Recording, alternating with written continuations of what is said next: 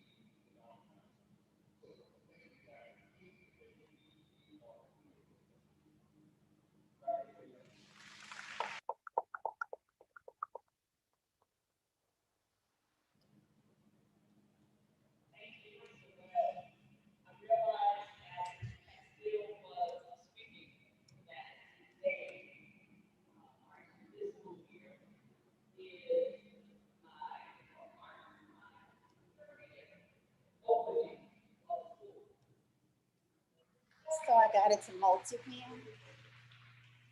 I got it to multi-pen where we can see both. Oh, that's her. Did she move it?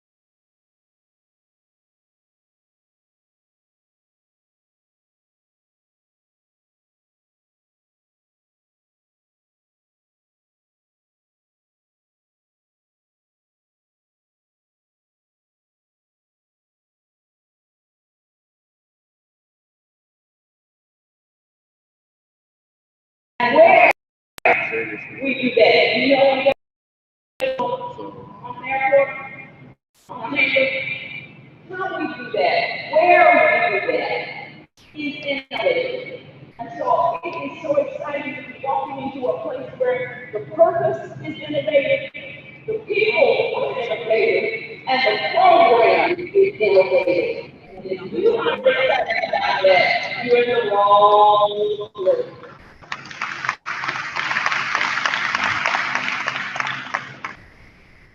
So when I envision what our classrooms should look like, and when I envision what should be happening in those classrooms, I gotta tell you that I envision a place where the teacher stands with confidence and delivers content in a way that makes it real to students. I envision teachers who don't only talk about the intangibles of the knowledge that they are delivering, but they're making it real. You make it real with them every day.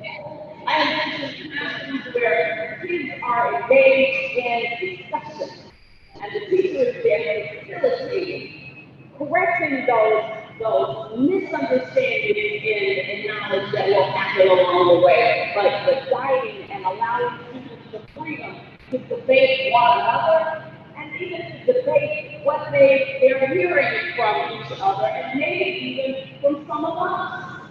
I envision a place where students are free to create knowledge of their own.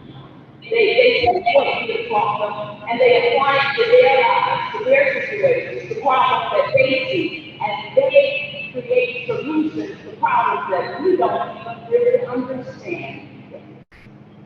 That's what I envision for our program and for our field.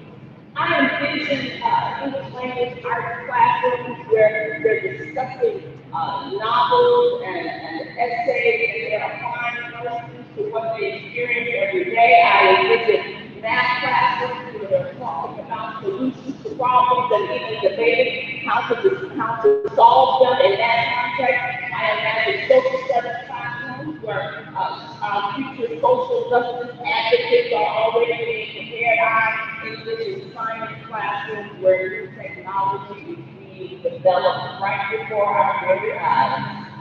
You said innovation is in our DNA. That's what I expect. That's not different for us. And though we may not like it, and though we understand that a lot of what we do as educators cannot be measured by the test, we are measured by certain marks. And so, just as strongly and fervently as we share the knowledge that students need to know to be successful in life, I envision that same knowledge will transfer to whatever challenge is put before our students that measures their mastery of that knowledge. Yes, we can talk about it in the Bible, but guess what? They can also demonstrate on the test. I don't care what any other norm says anywhere else. We are not normal. Innovation is in our DNA. Have I made that clear yet? Innovation is in our DNA, and I expect to see that in classroom. So I am excited to work with you, teachers, and to work with you, school leaders, and to work with this entire staff as we work to manifest the innovation that is in our DNA. And so I hope and I pray that your days are filled with wonder and amazement, both for your kids and for yourself. May your plans be executed with excitement and excellence and enthusiasm. Because even when you don't feel like it, you gotta come and look like you feel like it. Because what we do is save lives every day. May our students be better citizens, be better people, because they work with us. That's my vision. Plain and simple. It's in our DNA, and I know that you can do it. And so at this time, I am introducing our dynamic school leaders. I gotta tell you, I've been excited ever since I have met fantastic school leaders. And I teased one of them about the interview process and how she came at me in the interview process. When we get to know each other a little bit better later on, I want to share with you all that interview process that they took me to. They dragged me, y'all. I didn't really know what they really wanted to be here, really. It was grueling, but I'm glad I made it. I did. Uh-oh, you're challenging me. Still got to make it to the end. Thank you so much. I am excited to first of all from Helix Aviation, Teresa Sellers, Quiet,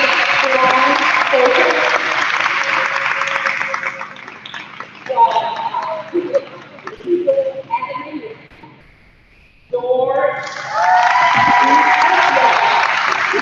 that's the one. From Mentorship Steve Academy to see Helix.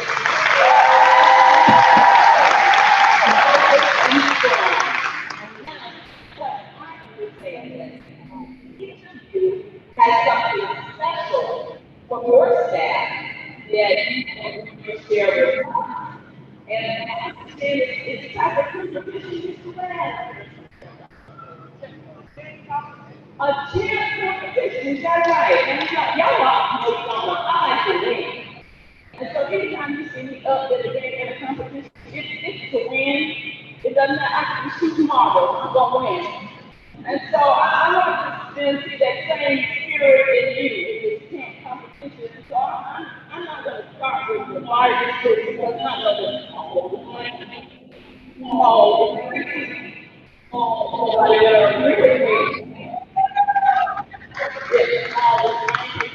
And so I'm going to let's start with Peter's Aviation Academy.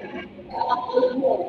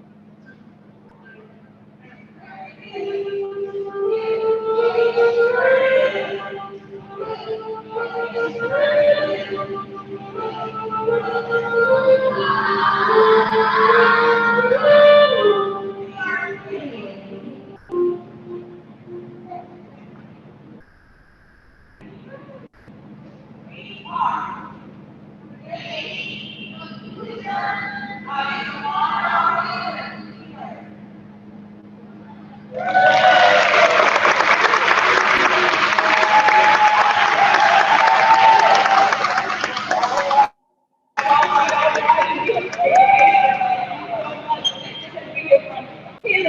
Legal Academy. What do you have to say?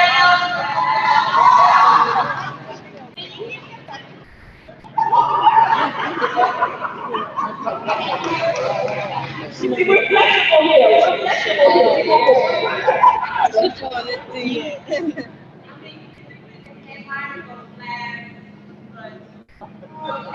I told Josh it was something. Okay. She got a speaker.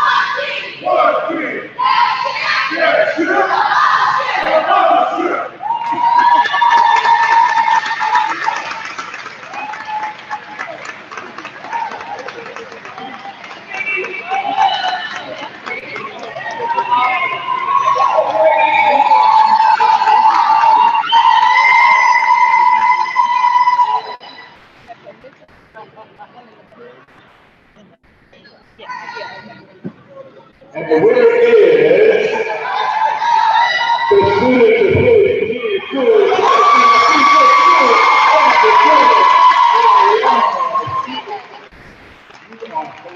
I love the creativity. I love that the innovation is in your. One more time.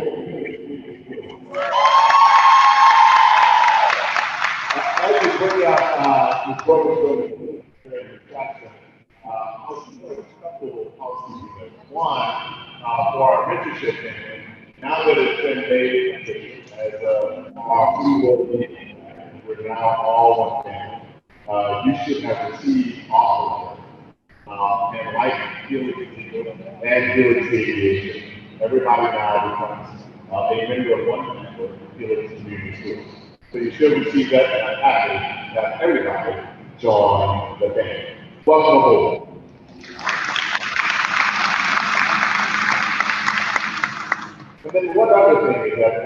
we're all wearing masks, at least for the most part.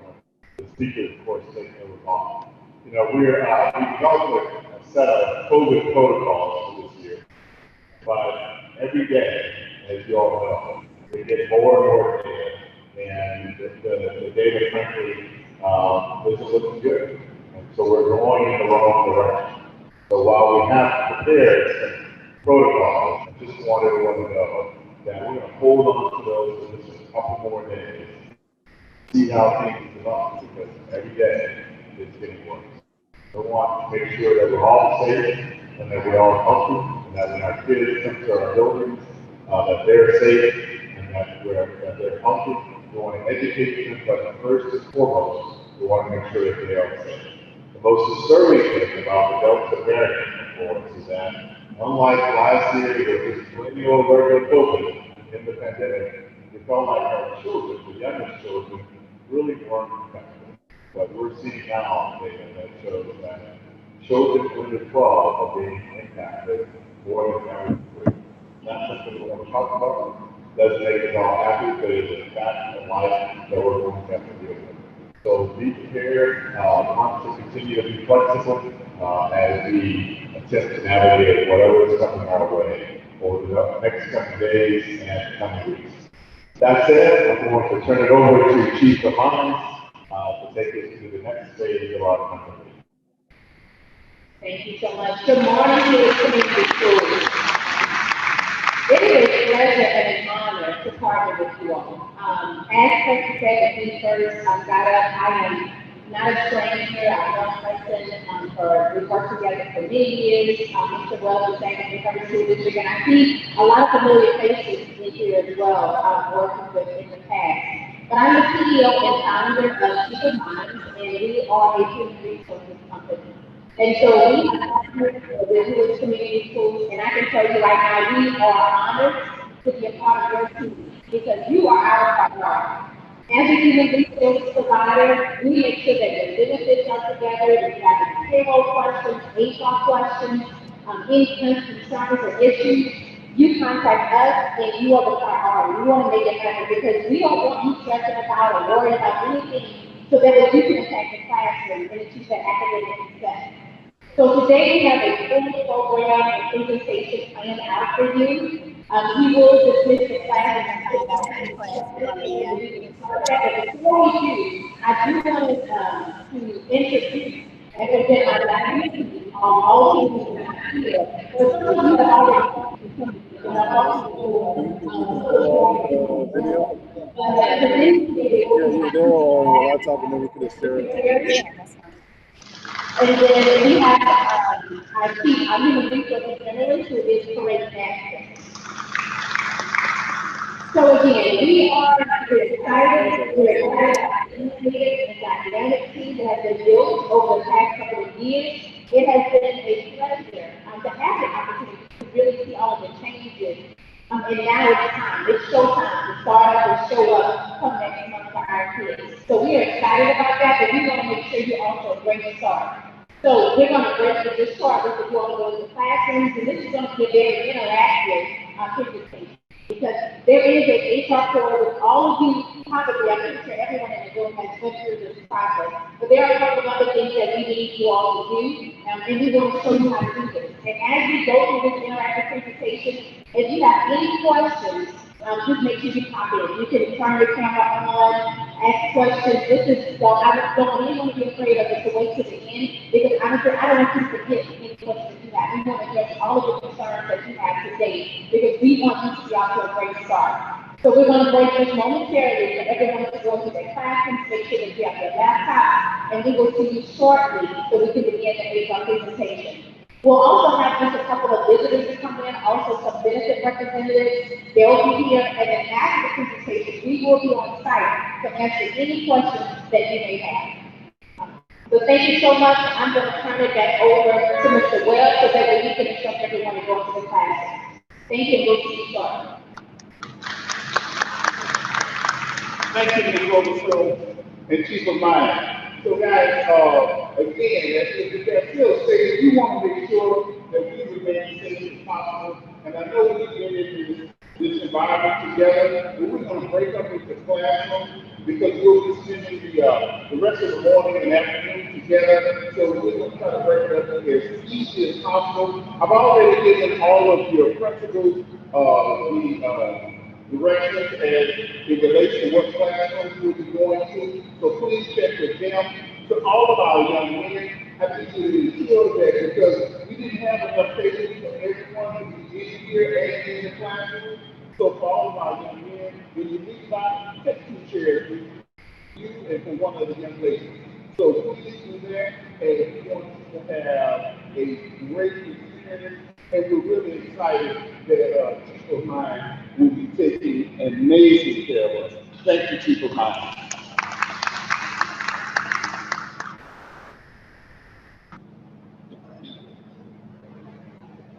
All right, thank you, folks. I think we're ready to break down.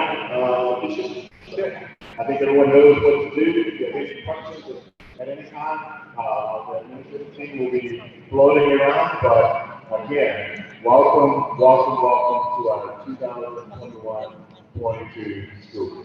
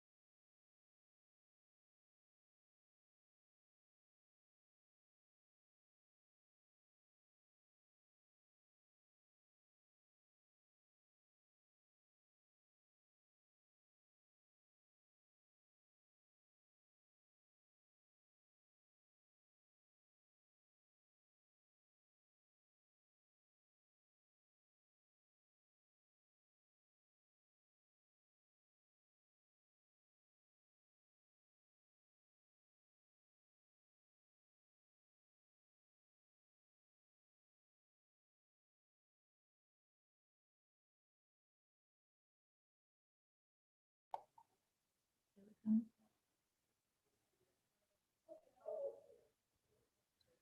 I don't hear any sound of this. It's not supposed to.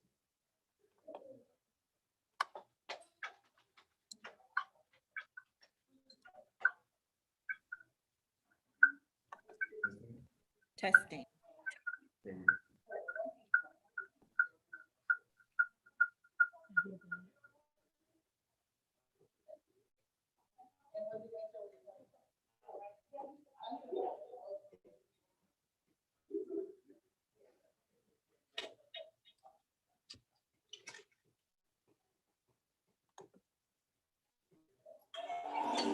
Hi, my name is Chastity George, and I'm the founding principal of Mentorship Legal Academy, where we set the bar. A middle school launching in the fall of 2021 that will focus on excellence, justice, and the community. And I'm here with your Gladiator Minute. We'd like to give you 3 strategies to make sure you're monitoring your mental health during this time for both you and your students and families. Number 1, acknowledge that school is different, and that's okay. Do the best that you can with what you have. Second, focus on your village. Think about the people who help you raise your children and make life a little sweeter. Number 3, engage in self-care. And that might look like breaks, innovative social distancing activities, or even just time to sit quietly and meditate. We know that these times are interesting and trying, but if we come together as a community and support each other, we will get through this. Wash your hands, mask up, and we look forward to seeing you and your students in the fall of 2021. We are already ready for you, getting our facilities ready, cleaning them at top levels, and engaging in technology that can ensure your students are able to learn both in and out of the building. This is Chastity George. This is your Gladiator Minute. That link that she sent out? Yeah. Is that playing right now? Yeah, it's playing right now on the screen. Oh, okay.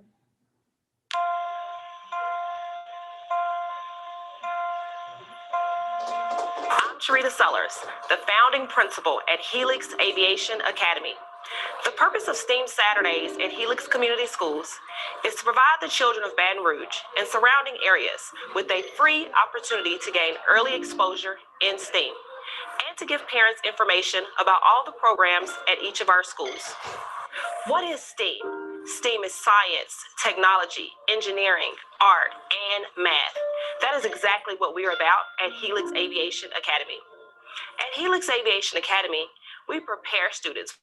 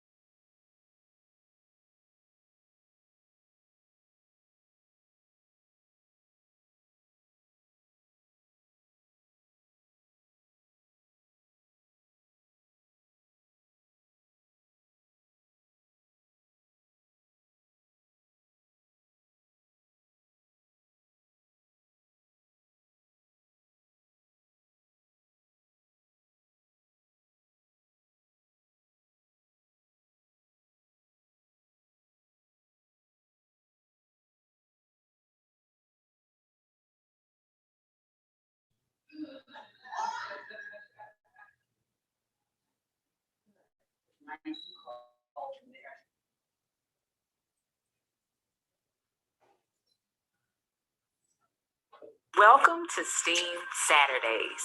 My name is Chastity George, and I am the founding principal of Helix Legal Academy. I am Casey Smith, principal. I'm Sharita Sellers, the founding principal at Helix Aviation Academy.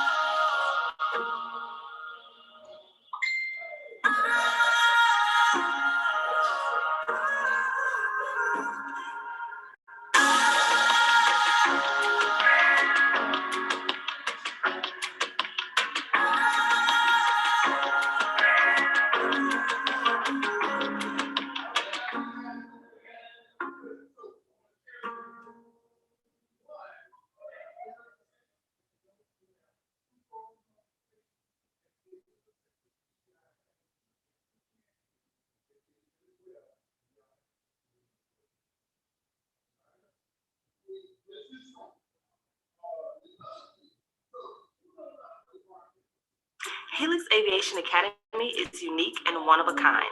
We are located on the Baton Rouge Metropolitan Airport. We are the only school in the city of Baton Rouge that has a STEM focus in aviation and cyber technology. If you want to learn more about us, check out our website at helixaviationacademy.org and sign up for a school tour. Come see us so we can tell you all about why we're such a special school. Hope to see you soon.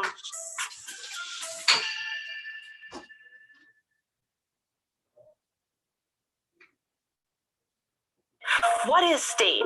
STEAM is science, technology, engineering, art, and math. That is exactly what we are about at Helix Aviation Academy. At Helix Aviation Academy, we prepare students for achievement in college, career, and a life of opportunity and choice through a deep understanding of the limitless world of aviation, including flight, aeronautical engineering, aircraft technology, and cyber technology. Our students will be innovators, problem solvers, and critical thinkers. Helix Mentorship STEAM Academy is located in the heart of downtown Baton Rouge. I am Casey Smith, principal. I am looking forward to seeing you on STEAM Saturday for engaging activities. At Helix Mentorship STEAM Academy, we cultivate and strengthen our students' minds. We prepare our students for college, career, and citizenship. I can't wait to see you on STEAM Saturday at Helix Community Schools.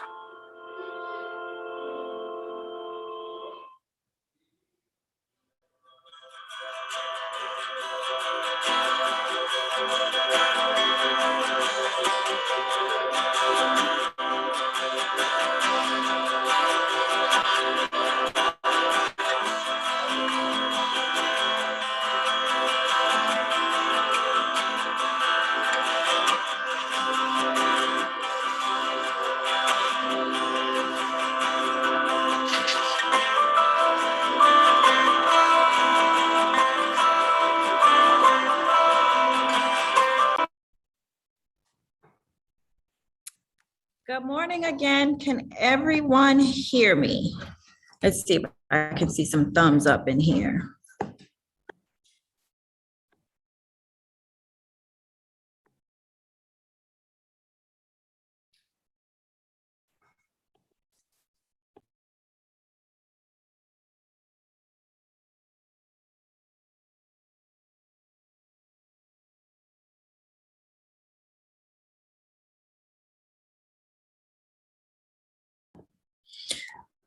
All right, everyone, thank you again for joining us. This part of the convocation, we will go over the employee handbook. I'm going to transition to Ms. Jackson in a little bit, and then I'll come back and kind of end our portion before the benefits start. If anyone has questions while we're going through it, just go ahead and unmute yourself and then come in and ask your question.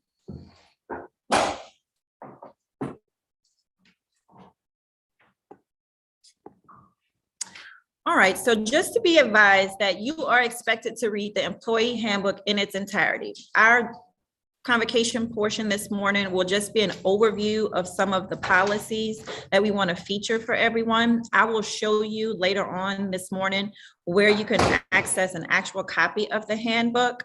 But be aware that you are expected to read the handbook and sign the acknowledgement that we'll present to you later today. Each school will also have employee manuals that will address more school-specific policies, such as the time of day you should arrive to work, what your uniform may look like. Those things will be coming directly from your school. All right, so everyone should submit for a criminal history review. Your pre-employment background reviews must be completed by July 30th, which is before school starts. This is a reimbursable expense. So please submit your receipts to me. If you don't have my email address, it should have been on the invite today for the Zoom, but just meet with me after the convocation and I will make sure that everyone has it. Anyone charged with a crime must report it to Helix Community Schools within 3 days after being arraigned. Whenever, if ever, that happens, you have 3 business days. Otherwise, it is a possible violation of policy and you may be terminated. If employee fails to report the charge of our conviction, then they may be terminated. And I just have a little screenshot of the top form, so in case you guys can kind of be aware of what I'm talking about. It should have been in your welcome packet. It might have been page 8 or 9 of your welcome packet. It's 3 pages. You have to go to State Police Headquarters with a money order or check. And I do believe they take credit card payments now.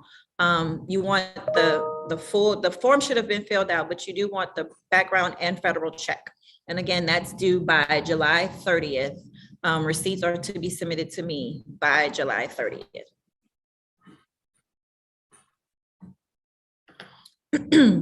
Helix Community Schools is an at-will employer, which means that all employees of Helix Community Schools, regardless of their classification or position, are employed on an at-will basis. That means that each employee is terminable at the will of the employee or of the school, with or without cause, or with or without notice. I'm sure most of you, this is not your first job, but do you have any questions about that at-will status?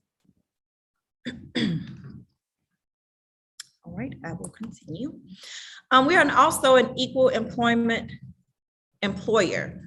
So that means we do not discriminate against age, race, sex, creed, religion, sexual orientation, disability. This applies to all positions and all people employed here with the school. If you feel you have been subjected to discrimination, please report it, the incident or complaint, directly to your school administrator, myself, or chief of mines at your HR entity, or the chief school officer. If there's a situation where it is your school administrator, then you can just continue to move up the chain. HR is always an outside entity that you can reporting to if in the event that you need to report any incident.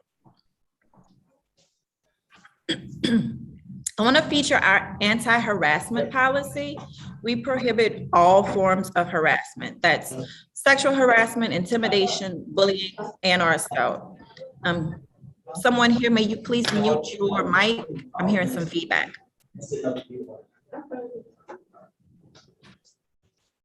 So sexual harassment, that would be innuendos, suggestive comments, insults, jokes about sex, threats, or sexual demands. And you may not be aware, but even suggestive looking could be considered as a sexual innuendo in a form of harassment. Intimidation could be something like whistling or obscene gestures or leering, isolating someone out would be a form of bullying or harassing or demeaning of nature, retaliating against anyone if, I don't know, if one of the principals asked your co-teacher or, another teacher, if you were late that morning and you said yes, they responded yes, and now you're mean to them, you're isolating them, that could be a form of bullying, which is also a form of harassment. So that could be a reportable offense. An assault would be an intentional touching or brushing of the body, pinching or coerced sexual intercourse. Hopefully we're not in a space where we're ever too crowded, where we're brushing up against each other. But try to avoid those type of situations where you're in a situation where you're feeling as though you may, whatever your actions are, may be picked up as harassment. It is the goal of Helix Community Schools to provide a professional work and learning environment that is free from harassment and maintains equity, dignity, and respect for all. Are there any questions about this piece?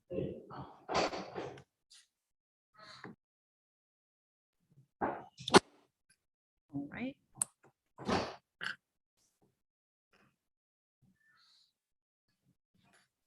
All right, so if anyone does have an incident that they need to report, it could be a situation where someone is making your job difficult. It could be something that you've witnessed happen between someone else that you found to be unjust.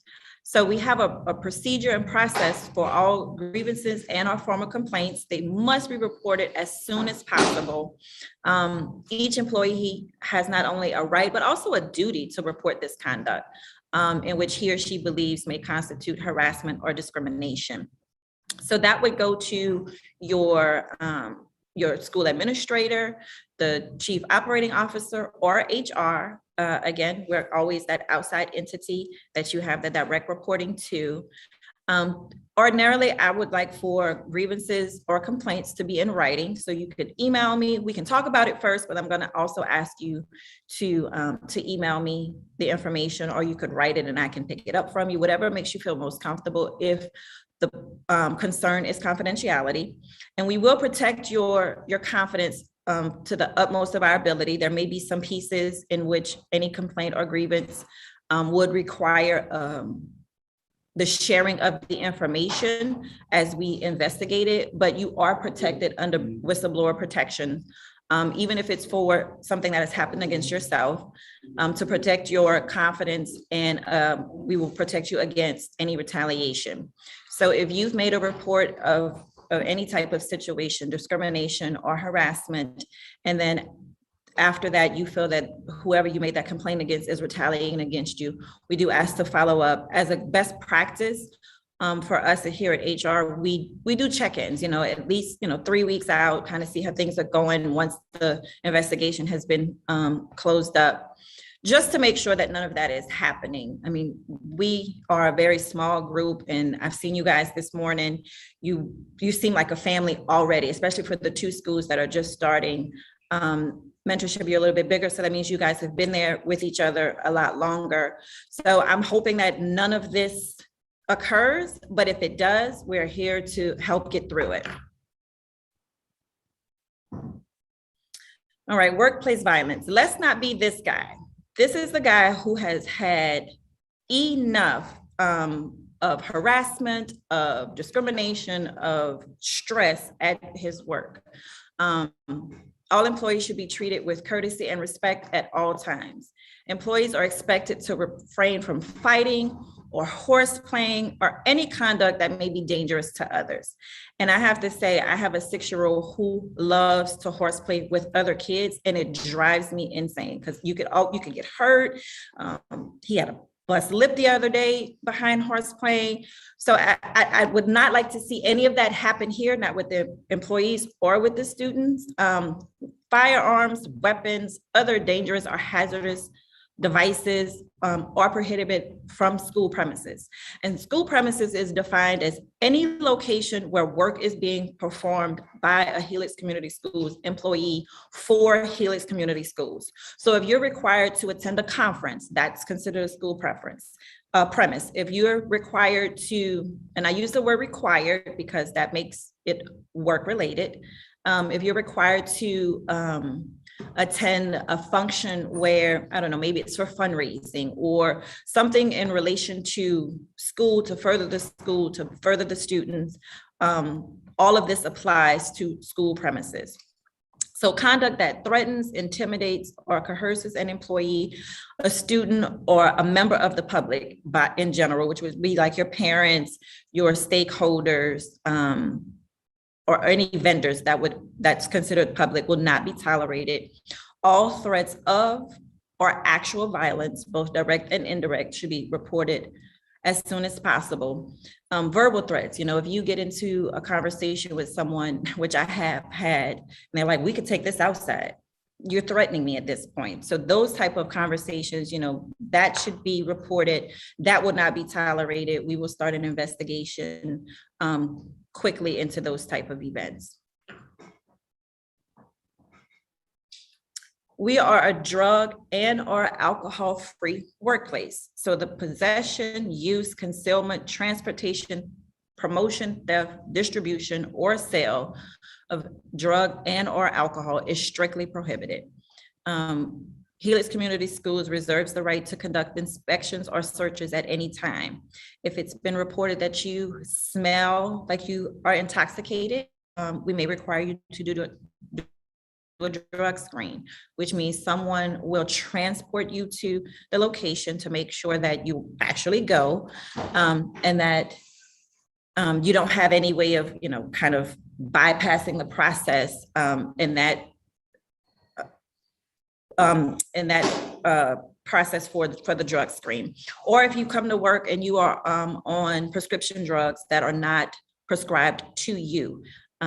We've had situations in the past, not with your school, of course, but where, coworkers are kind of falling asleep at their desk, or, teachers are slurring their words and their students are just really misbehaving because they're not in the moment. We do take that very seriously.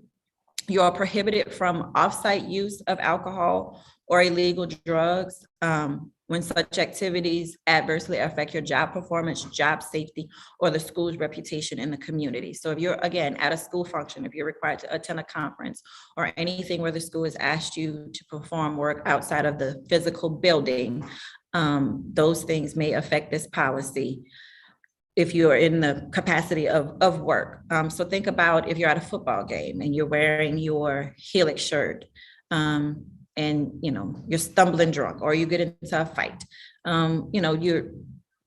your reputation for the school, you're publicly advertising for the school, that could affect your job. So it's always good to refrain from those type of incidents. If you are on prescription drugs that are prescribed to you that require you to be sleepy, or just kind of lethargic or kind of out of it, I would recommend staying home if possible, or allow someone at the school to know that you're under care of the doctor. So get ahead of it as opposed to behind it. If you are in a situation where you become dependent upon drugs and or alcohol, there is a process for reporting and asking for help. Helix Community Schools offers an employee assistance program where you can go and seek help. This cannot happen though after a reporting has been made and after we have started an investigation into your work performance, or after we've already requested you to submit to a drug and or alcohol test. But if you do need help, please know that we are here to help you in that situation, and your job will not be adversely affected.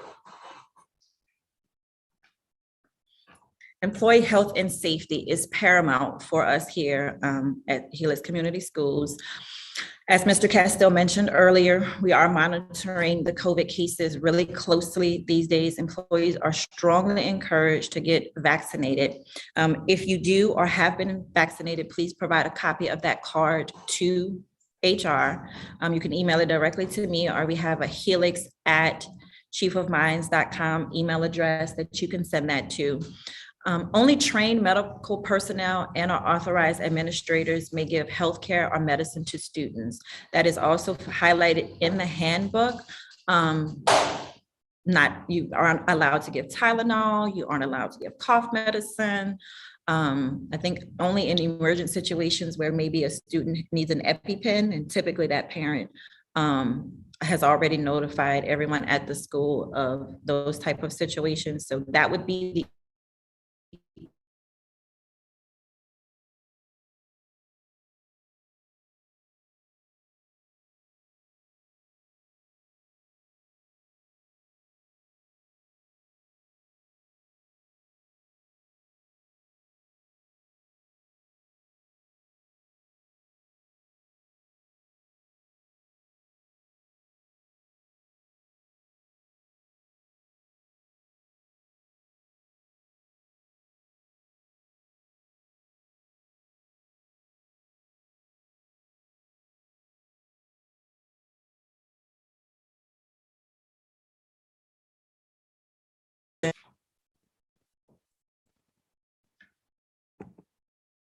okay.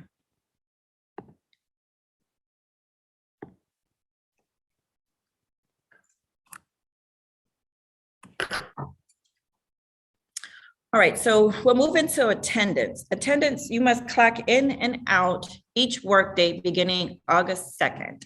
I'll show you a little bit later in our presentation that where you clock in and out. Tardiness must be reported immediately, and not just by text message. You should call your immediate supervisor as soon as you realize you're going to be late for work. Leaving a voicemail or a text message is not acceptable. If your immediate supervisor doesn't answer, then call someone else at the school secretary, or the assistant principal. Let someone know that you are not going to be there at the time that is expected. PTO must be submitted for any time away needed for work. Temporary or part-time employees do not acquire PTO, but those full-time employees, instructional staff, which would include your food service workers and your bus drivers, earn 56 hours or 7 days of PTO in a school year. Anytime beyond that would be paid time, unpaid time off. And then full-time employees in a non-instructional capacity, which would be like your administrators and your administrative staff, get 120 hours or 15 days of PTO. Your instructional staff PTO does not roll over. 5 days of non-instructional staff would roll over. And again, I'll show you how to request time off when we do our employee portal portion of this morning. I'll get into the details of all of that. So your dress code, as I mentioned previously, your dress code specific about if you're wearing a uniform or a school shirt or anything of that nature, that will come directly from your school. This dress code policy is more of an oversight. So review your school manual for your school specific, but name badges. If you guys are issued name badges, they should be worn daily. I know most of you are very familiar with each other at this point, but it's not only for each other, but for any visitors that you may have. And it'll also help your students. If you have a name badge on, they can kind of identify you really quickly. Shoes and footwear, flashy athletic tennis shoes, thongs, flip-flops, and slippers are not prohibited. Closed-toe shoes, comfortable shoes, because you are dealing with children. There are acceptable forms of shoes. Jewelry, makeup, perfume, and cologne should be in good taste, lightly scented if you do wear perfume or cologne. You have to be mindful that you're working in a closed space and you never know what someone else's allergies are like. My grandmother, for instance, she has the nose of a hound dog and it'll make her sick, it'll give her a headache. So around her, we just wear soap, which is funny, but be mindful of those kind of things when you are coming to work in a closed environment with your students and each other. Hair should be clean, combed, neatly trimmed or arranged. Feathers in your hair are prohibited, for example. Unnatural hair colors, such as like pink or lime green, those are prohibited as well. Refer to the handbook for other examples. Your personal hygiene. Employees should ensure that they are bathed and well groomed every day. And I know as adults, you think that, I don't necessarily need that as a policy, but you do. And it's a very uncomfortable situation, one that I've been placed in, having to tell another employee that they smell. And that's uncomfortable for you. That's uncomfortable for me. It's uncomfortable for everyone in the room. So we do have that listed out as a policy. Your nails should be maintained in a reasonable length. We don't want the Sha'Carri Richardson, I think that's the track star name.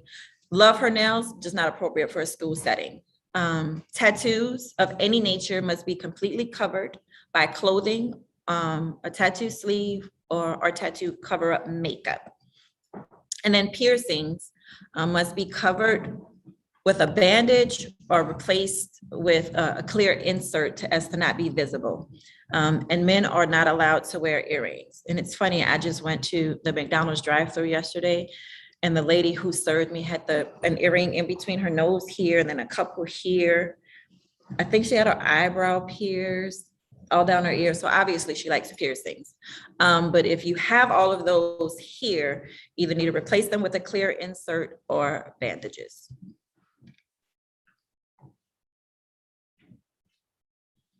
All right, outside employment. You are expected to disclose any company affiliation in which you are an owner, partner, or member. Please remember that your first priority is your responsibilities for Helix Community Schools. You may be asked to perform work outside of the normally scheduled hours. And so in those instances, outside employment should be reported and known. In the event that, I don't know, maybe the alarm is going off and someone lives nearby, and you may be asked, hey, can you go to the school until the police arrive or first responders or whatever the situation may be. But if your principal knows that you have a gig in the evening where you tutor students, I don't know, I'm just making this up off the top of my head, then we would know that you're not a viable person to call in that kind of emergent situation. And then also any other work that you are doing, it may be education related, it may not be. We do ask that you share that information with us, again, because your first priority should be for Helix Community Schools. And we kind of maybe need to talk that through a little bit further in what that may look like if it pulls you away from work. Any questions about that?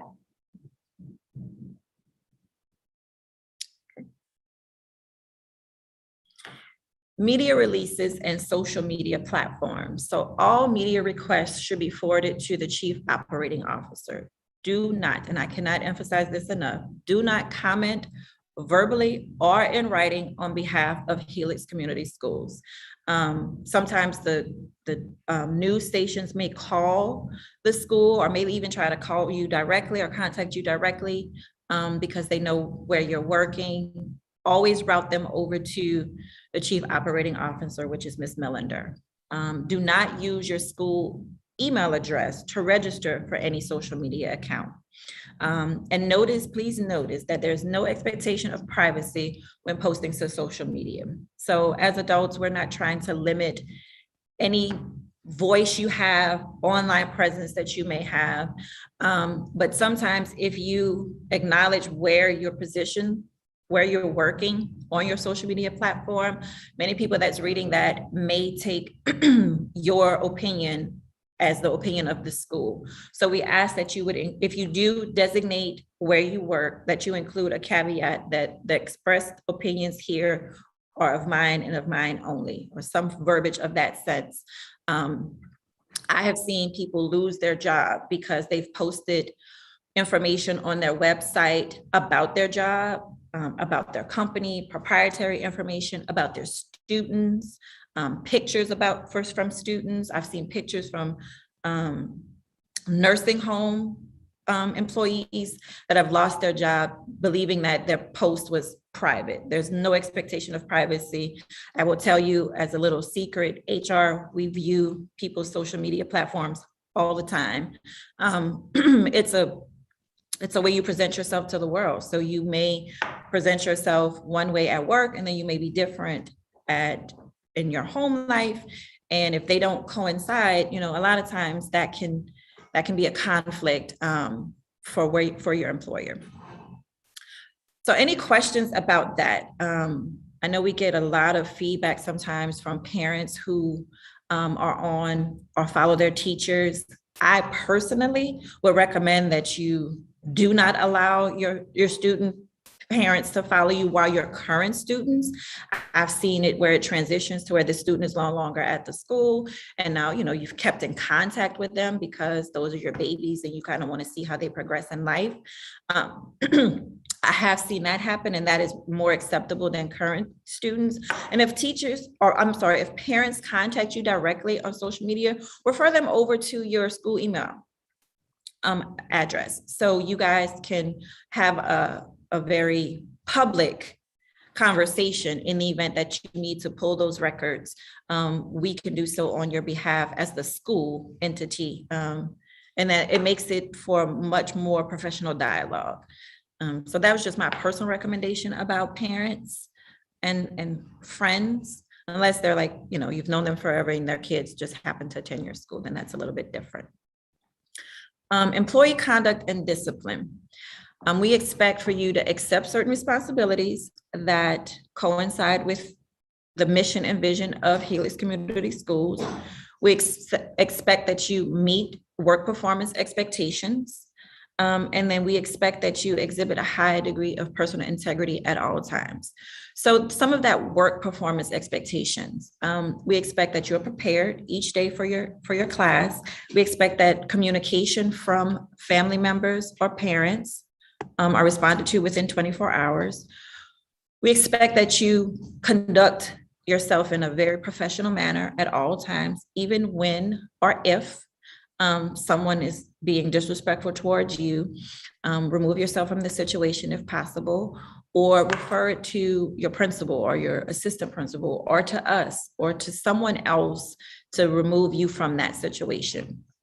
And then we also follow progressive disciplinary practices. So that means that if you are not meeting our expectations, we'll have conversations with you about it. We'll talk about it. We'll give you the opportunity to improve, within a reasonable time. Progressive discipline. Mr. Webb shared with us earlier that you guys have not had that. So thumbs up to you all. Have those issues. We are very hopeful that will continue. But again, I do want to mention that here, just in the event that something happens, you can always refer back to the employee handbook as well. All right, so the fun part of what everyone wants to know, payroll. So salaried employees of Helix Community Schools, payroll is the 15th and the last day of each month. Hourly staff of Helix Community Schools, payroll is bi-weekly. We do direct deposit only. Changes can be made in our human capital management system. If anyone does not have a checking account, we do offer pay cards that work just like a debit card. It's a preloaded credit card. It has the Visa logo on it.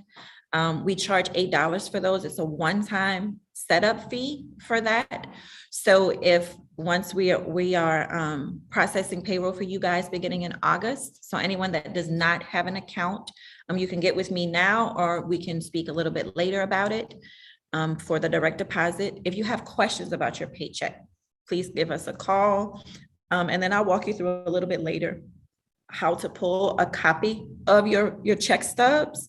You have access, it's very employee driven. So you have access to everything that you need from our human capital management system. I think you guys are gonna really like using it.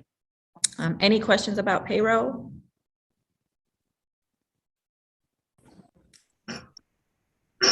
What if the 15th is on the weekend? So if any pay date that's on the weekend, you'll be paid that previous Friday. Good question. Yes, so if it's Saturday or Sunday, the 15th or the last day of the month, you'll be paid the Friday before.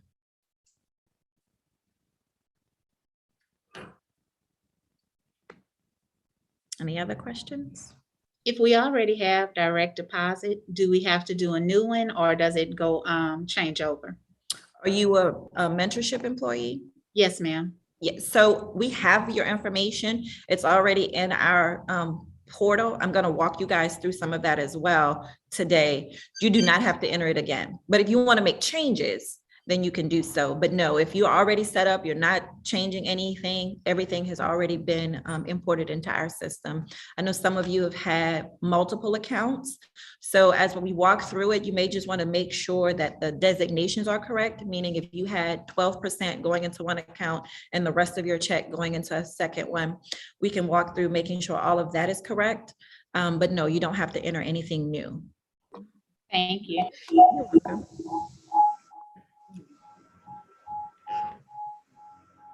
What if, I have a question.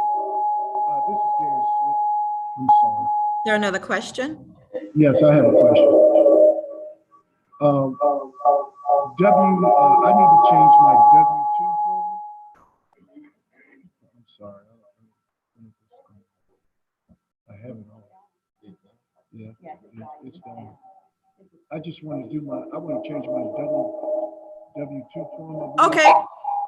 To, I'm getting some feedback, but I believe the question on the table is, how do you change your W-2 allowances? Yeah. So I'll walk you through that as well when we do our portion of the employee management system. But you'll just go in and you'll hit the spyglass to update, and we'll go through all of that. It'll be a guided step by step. And then if I know most of the Helix mentorship team has not gone in to update their username and password, so you probably will not be able to follow along with us. But once you update your username and password, and I can walk you through it by phone. I can send you a tutorial. There's one that's already in the system that some of these changes. Or you can just call me and for a quick change, or send me an email. So we can definitely get that. And those type of changes, role change, as long as it's made 5 days prior to the pay date, will take effect that current or that next check. If it's within 5 days, it may take effect the next pay period.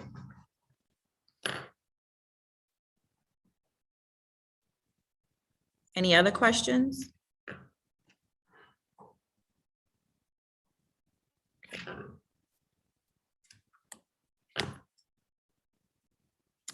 All right, so now I will pivot over to Ms. Corey Jackson, who will go through the acknowledgements and the acknowledgement forms. You guys will need to log into your computers at this point, but I'll go ahead and let her take over.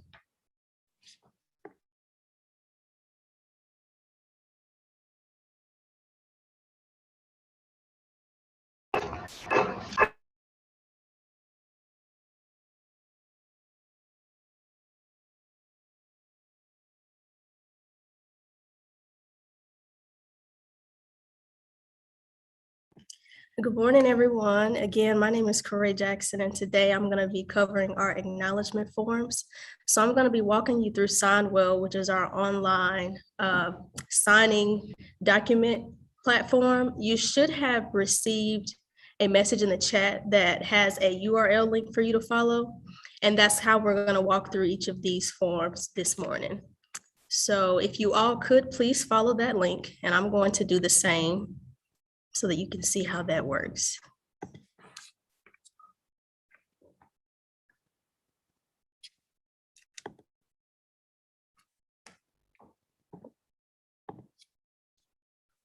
Okay.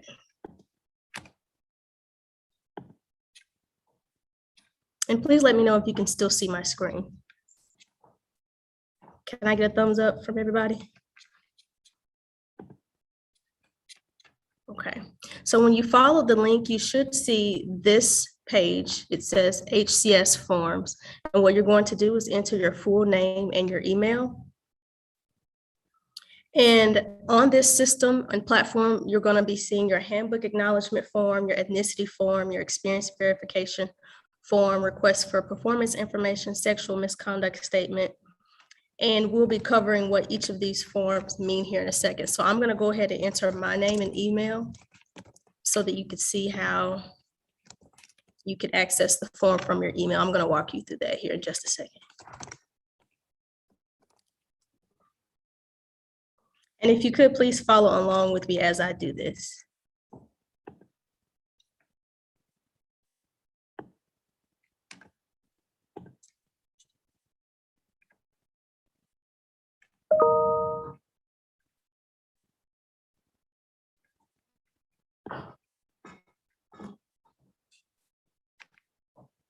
Okay, so I just received notice that my document has been emailed. So what I'm going to now is open my email. And the very first email, and if you could please access your emails as well so that you could see the form. But you will be able to see it on my screen as well.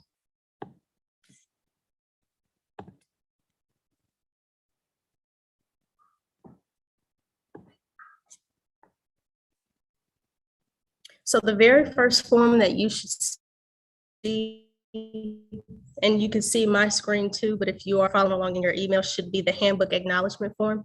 And this form here, it just verifies that you have received and you understand the terms that are outlined in your handbook acknowledgement. And the fields that you would be required to complete are already highlighted for you. So these are required. So before you move on to the next form or before you could submit, you have to complete these fields here. So you'll see the employee signature, the date, and your name. So the next form that we have here is our ethnicity form. And this form is used to track and maintain data as it relates to your racial and ethnic identity for federal government research purposes. As you see the fields here outlined for you, you would just select whichever applies to you. You would print your name here. The next form that we have is the experience verification form. And this form is used for us to request any experience that you may have had in a school system or work experience in general from your previous employers. And so you are required to upload your social security number in this first box along with your name and any previous experience, the name of a school district, public school, private school, full-time or part-time, and number of days worked in this table here, and your credit that was allowed upon being first hired by your school system in this box here. It says text and years. And don't worry about the bottom half. You don't need to complete that. So the next form is a request for performance information. This form is just for us to request any of your previous performance reviews or any type of performance from your previous employer. And so you would enter your name in the first box along with the title of your position. You would enter your signature and your date. And don't worry about the second half of the form. Can you pause for a second?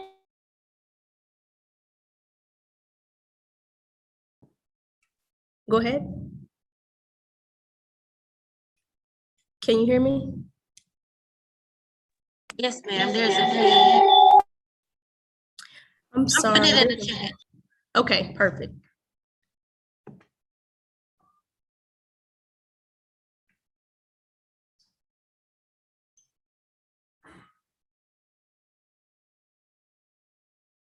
Yes, I can pause for a second.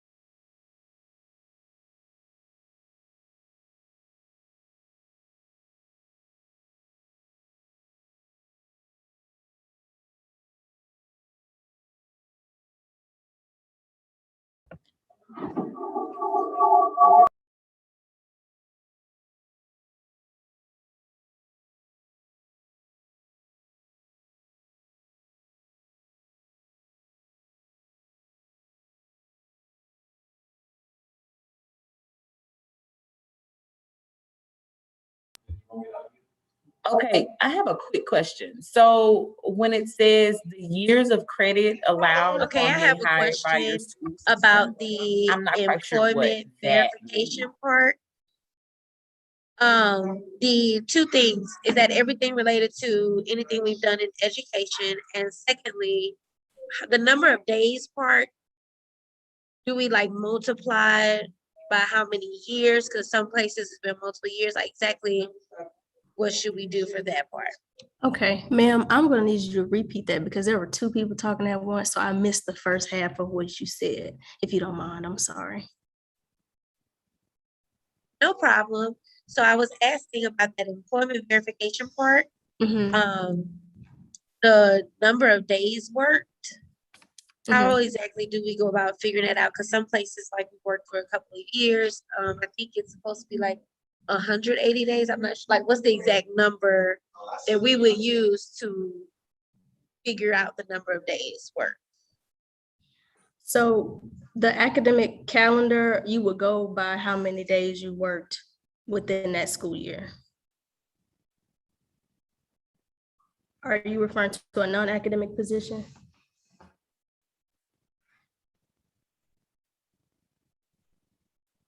Are you still there?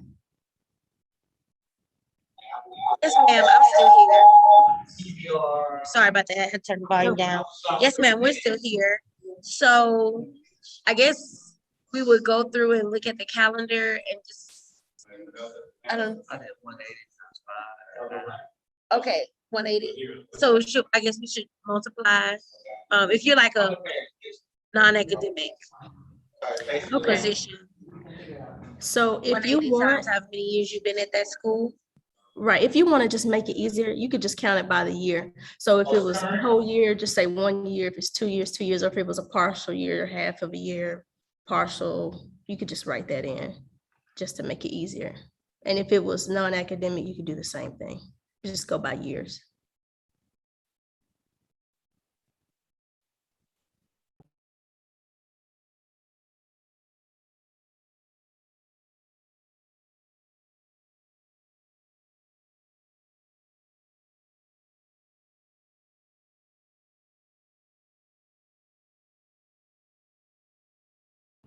Was there another question? I think there was someone else asking before I move on. I'm just typing it in the chat. Okay, that'll work.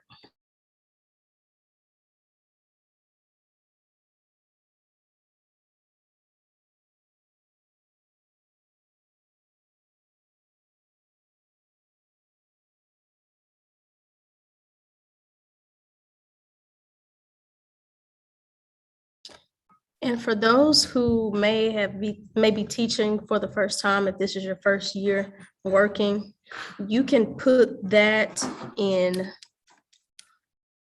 the request for performance information form. So it has print name here for the position of, you could just put first year teaching here if this is your first year, because then obviously you wouldn't have previous performance information on file.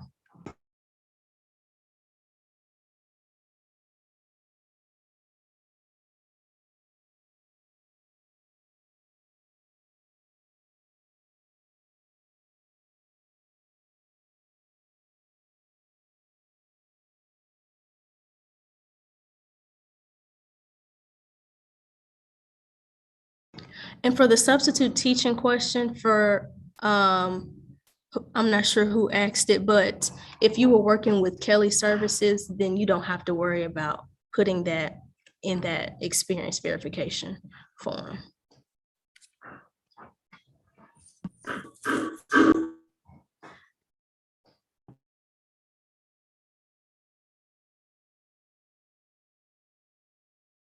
All right, so I believe we covered the request for performance information form.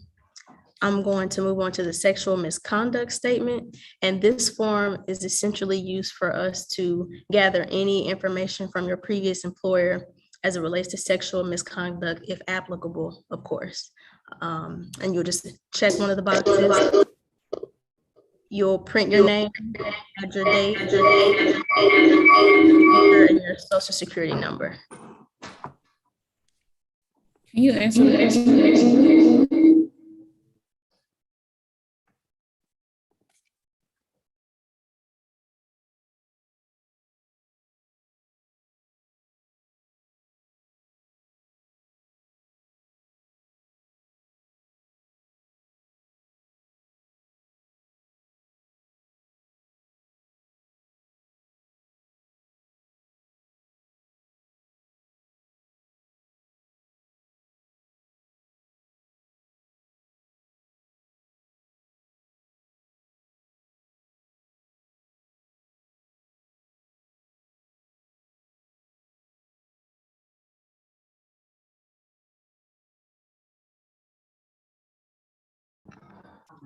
All right, I'm typing the response to that question now. It'll be in the chat.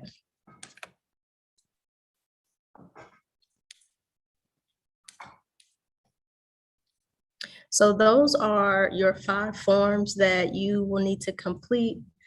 And if you have any questions, feel free to continue to drop them in the chat. And I'm gonna go ahead and complete it. Ask them, does anyone have a to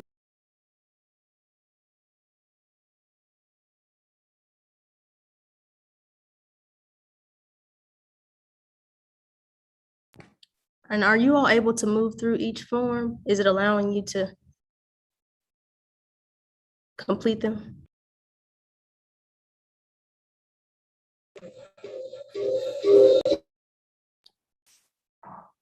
We may have to just use the chat feature because there's some feedback coming in.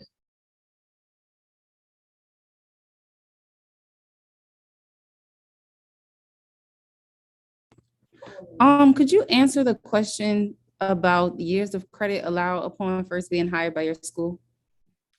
Yes.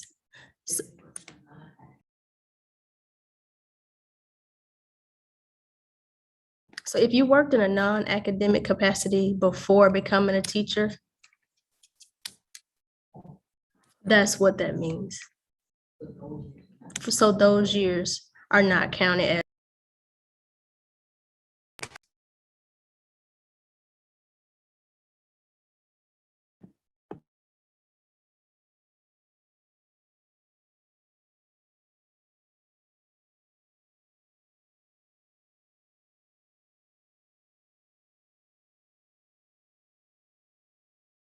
It's also in the chat too, if you need to see it again.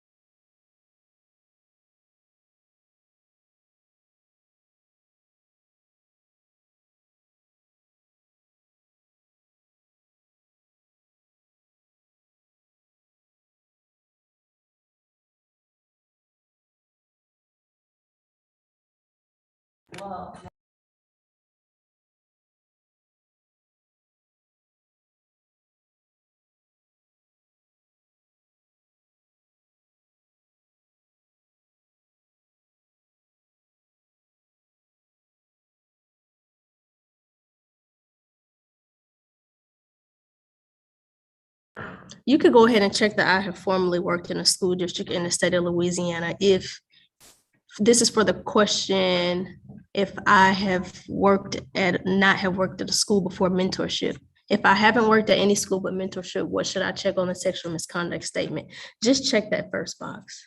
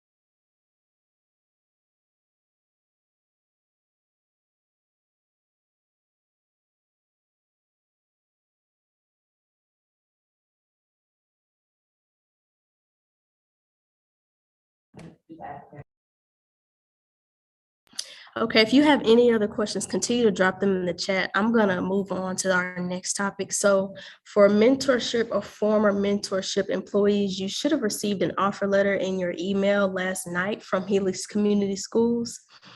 Everything that's on this offer letter is the exact same that was on your mentorship offer letter. You're just listed under a new employer now, which is Helix Community Schools. So go ahead and get that offer letter signed and sent back over to us at your earliest convenience. And if you see that it's not in your work email, it may be in your personal. So make sure you check both if you don't see it in your work or personal email, and of course, check spam as well.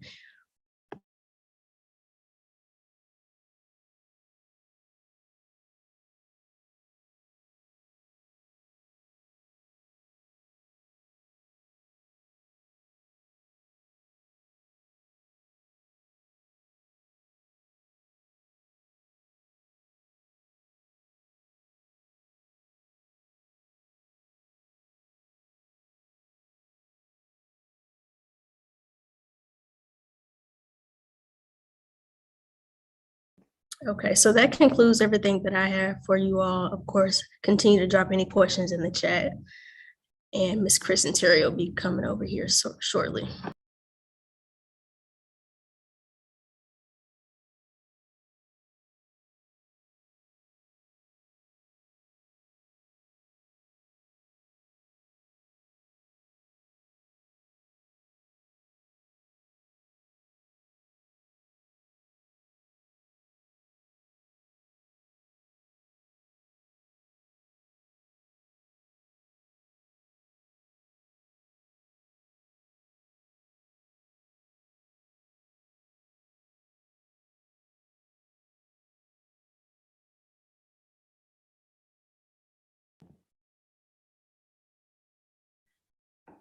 Hello again, everyone. I will give you a few more minutes to get those acknowledgements signed in. I'm starting to see them roll through. There was a question on the table about printing them out and scanning them to us. Those are only for, you may do so if you have additional information to submit. Otherwise, once you submit the information, it gets routed directly to us by email. And you receive a copy in your email as well.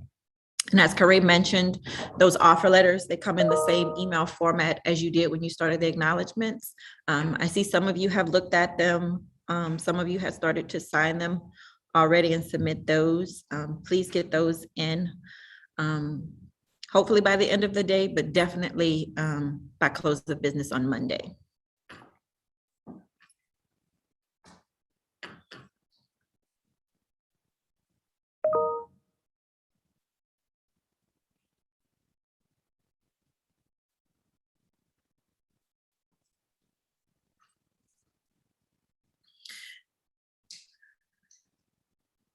All right, so the next portion of our presentation is our human resource employee management system.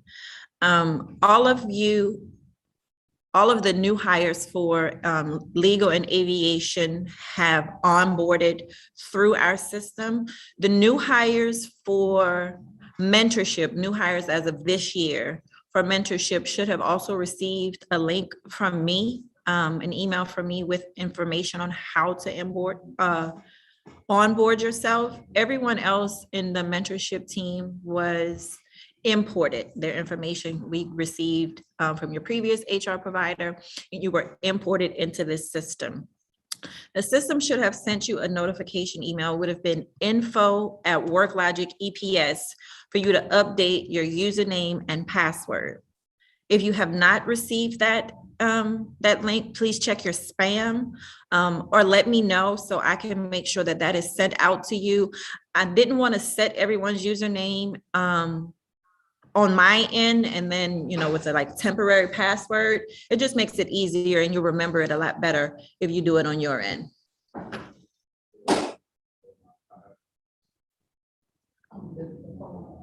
Okay, Mr. Webb just said you guys want about 5 more minutes or so to complete the forms. So I'll pause here because the next part of the presentation is an actual walkthrough, and I want you guys to be able to see it. We'll talk about clocking in and out, viewing the handbook, viewing the tutorial. So I'll give you guys a few more minutes to go ahead and get that taken care of.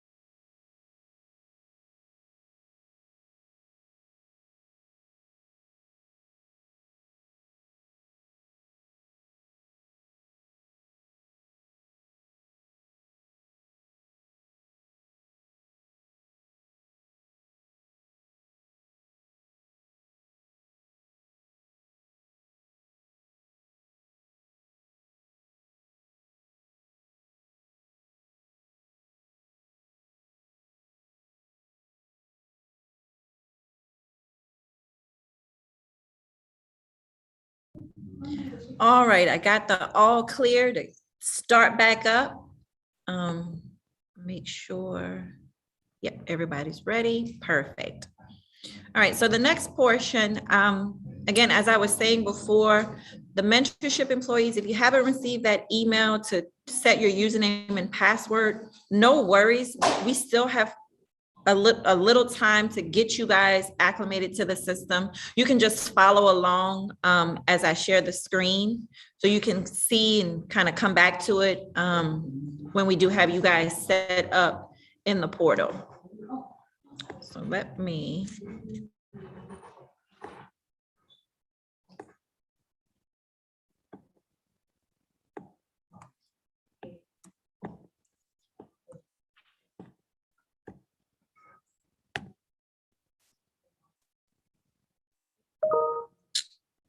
All right, let me pull up my loop test.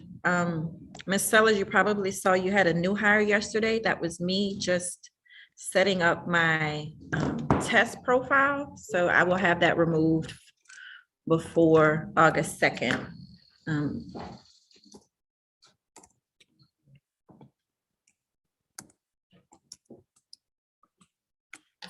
So username, password.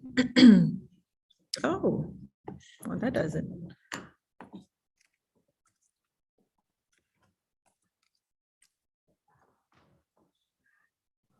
When did you send us this email? So you should have gotten that Monday night, Sunday night, when I was working on the imports. So yeah, early end of last week, early this week. And it didn't come directly from me. It would have come from info@worklogikeps.com.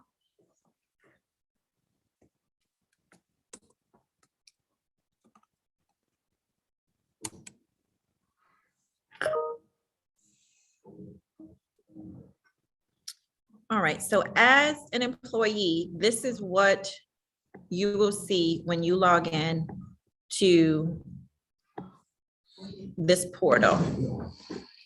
This is your launch pad. This is where you can come in, clock in the morning, you put in your leave request, you can check your information. What I'll do here is I will go through the launch pad and then I'll go over the tabs off to the left.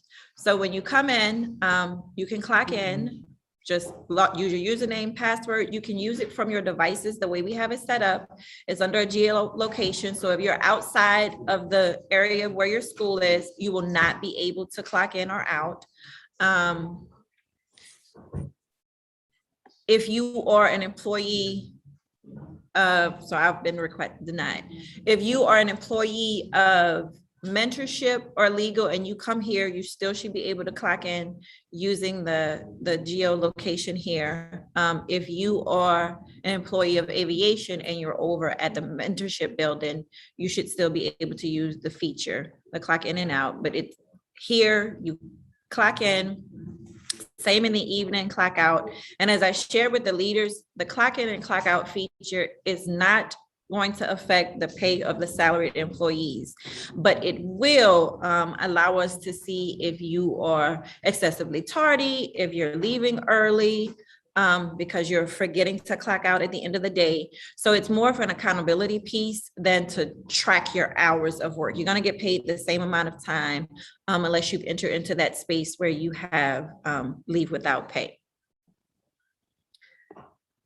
Over on the left tab, you'll see an overview. In the overview, let me check these chats real quick. Aviators don't have the email. Aviators does not have the email because they have already onboarded in the system. So your username and password is what you set up when you were hired. So you're already in here. The people who receive the email to check or set up their email would only be the mentorship team.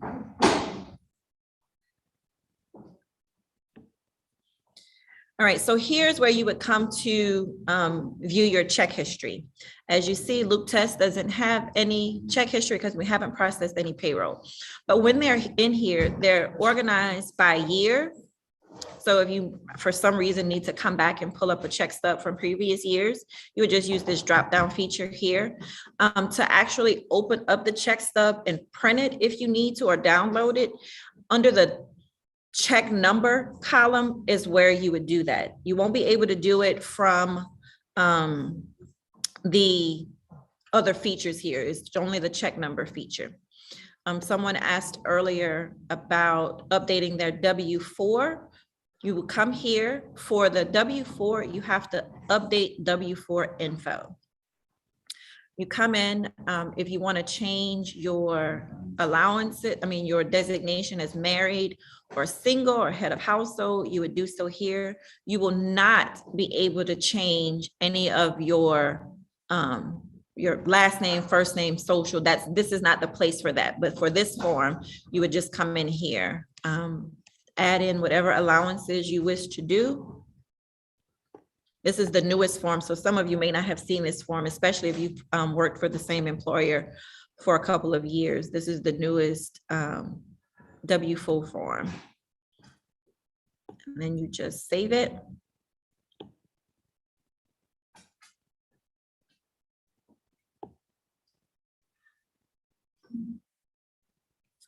A signature is required.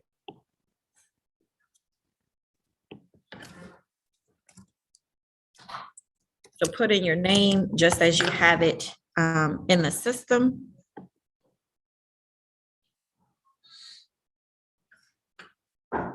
So any errors you have on a form, just as this gave me the signal that I needed to sign it, and now it's updated. Same for the tax form. You come in and update your tax form. For the tax form, you just hit the pencil. And you can come and make your allowance changes. And then hit save, and it will update for you all. When we have the W-2s go out at the beginning of next year, you will get a paper copy of your W-2, but you will also be able to access it in here. You'll have to select the previous year, and it will give you the option to download your W-2. So if ever you need a copy, you can pull it up on your phone because our system is web-based. So it will always, you'll always have access to all of your information. The direct deposit fields are here. As I mentioned earlier, some of you have multiple accounts set up. You want to make sure if you do have a flat amount going into one account or a percentage going into one account, the remainder of check is always a field that needs to be designated for the balance of your checks, of your deposit. That can be changed here. You just save it. I'm gonna back up one step to this personal tab. If you need to change your email address or your phone number or your address, you would just come in here and hit the edit button.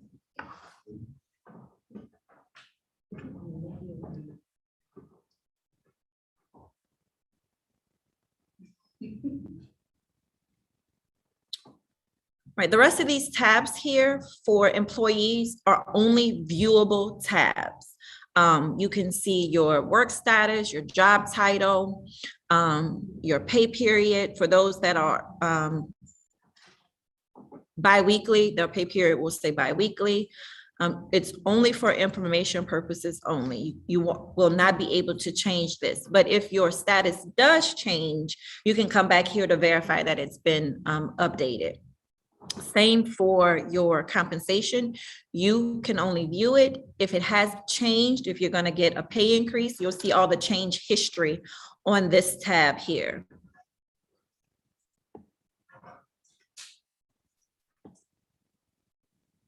Roles and permissions, same. This is only for viewing purposes.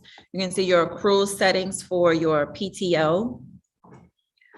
And then deductions, if you have any deductions outside of taxes. So this is where you would see if you enrolled in benefits and your check doesn't look right for some reason, you can come here and look into this deduction setting to see if it's being taken out correctly, or if it's not being taken out, and then you just call us and let us know so we can make sure that we update that information. Any dependent information, you can add this here. It's helpful for us if you use this tab to add new dependents for your benefit purposes. So you've put that on the enrollment form, but sometimes the carrier might reach directly out to us because maybe there's a transpose number for a social. If you have that in here, we won't even have to bother you. We can just come in here and grab that information. This part is not required, but it's helpful if you do come in and add this information up. The employee file, this is where you see all of your employee changes. So as you saw, I just updated Luke Test W4. You see that up there. I initially started preparing Luke's 4 profile when last year when we started talking about, making sure that we have all the schools set up correctly with their different divisions. So that was his hire date, his new hire information, pay type changes, all this stuff I was working on last night. So you'll see all of your change history in this employee file. And the ACA form, there's no content in there. So that's a field that you guys do not need to worry about. This documents tab is where your handbook is housed. So you just come in here. You have the option to print it if you want to, or you can just view it directly from the portal.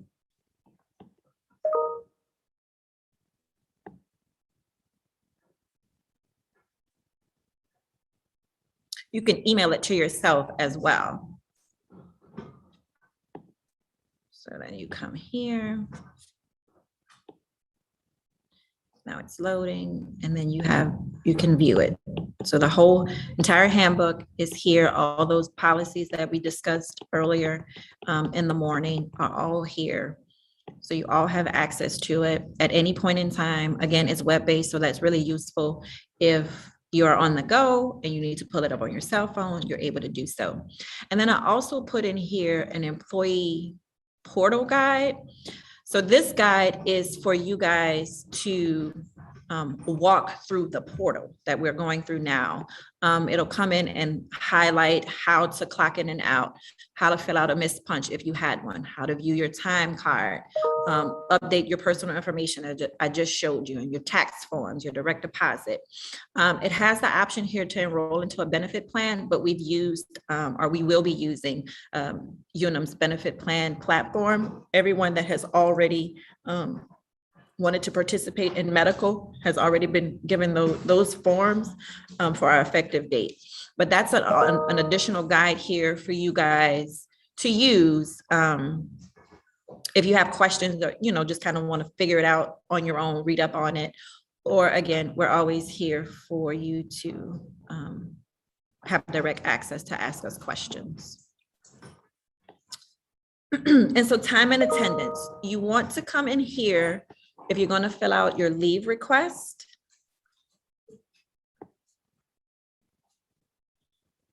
You'll come in here, you'll need to select your accrual plan. So anyone who has access into the system now, you will only see unpaid hours. The accrual plans will be set up by August 2nd for everyone, but Luke Test, I wanted to make sure that I was able to show you all. So when you click on it, whatever accrual plan you have, that current balance feature is already here. So it'll kind of keep track as they are approved and you go through it all. Convocation.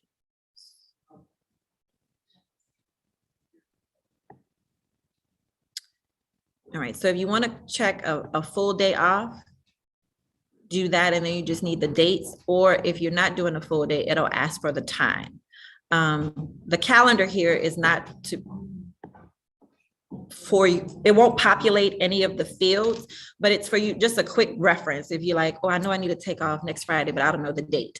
That's what this field is, this calendar is for. But the note here has to be filled out. So if you're taking a doctor's appointment, we don't need the details of what type of doctor you're going to. You can just put doctor's appointment, or if you need a personal day, or if you're, going to court and you don't want to share that with your employer that you're going to court that day, you could just put in personal day. You have to put something in the notes field section and then submit it for approval. And then if you put in some time, let's say you put in some time for October, and you can't remember if you put it in, so you want to go put it in again, you're thinking about it as they get closer to the date, you can always come in and check your leave history. It'll be the option for you to select the pay period. So you can kind of look back and see what you've already submitted and then what maybe you have submitted for future reference.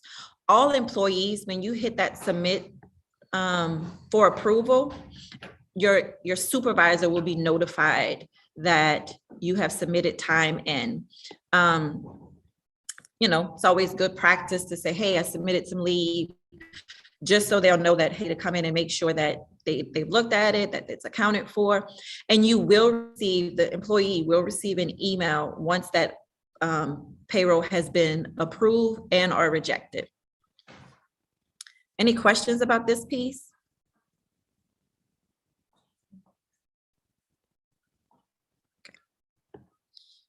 All right, so the next part is your time card. So you can come in here and view your time card by the pay period. As you can tell, Luke Test doesn't have any time. You won't have any time in here, or shouldn't, until August 2nd, when it's the expectation for everyone to start using the time clock. If you miss the punch, you will have the ability to add in the time. You would pick the date and then the start time. Let's say I came here at 8 o'clock and I just want to submit for that. You have to put something in the notes section, otherwise you will not be able to save it. So if it's running late or traffic or doctor's appointment or whatever that may be, where you missed that punch, or if it's just as simple as I forgot to clock in this morning, a student caught me in the hall, put something in that note section. So at the end of the pay period, when you submit for final approval, your supervisor will be able to see those notes. They can come in and see like, oh, Luke ran into some trouble this morning and so he was late.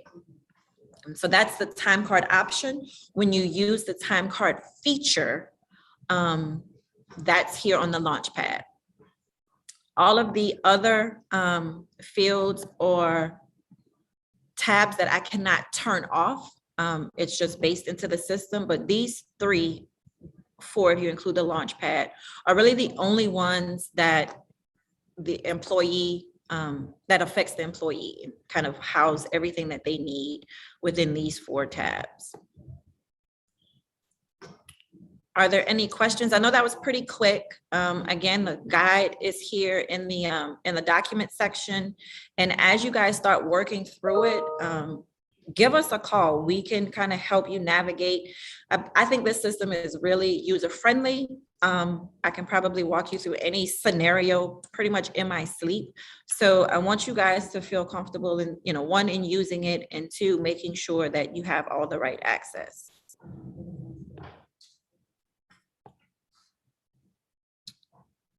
All right, if we don't have any other questions, I will now transition to Ms. Stacy Dolan with Unum, and she's going to walk you through the supplemental coverages that Helix Community Schools is offering, as soon as I can figure out how to let her share her screen. Here we go. Perfect. Let's see. Thank you for joining us, Stacy. Yeah, thank you for having me. Can you guys see my screen okay? Yes. Perfect. All right. Well, thanks, guys. Thanks for joining. My name is Stacy Dolan. I'm a sales consultant at Unum.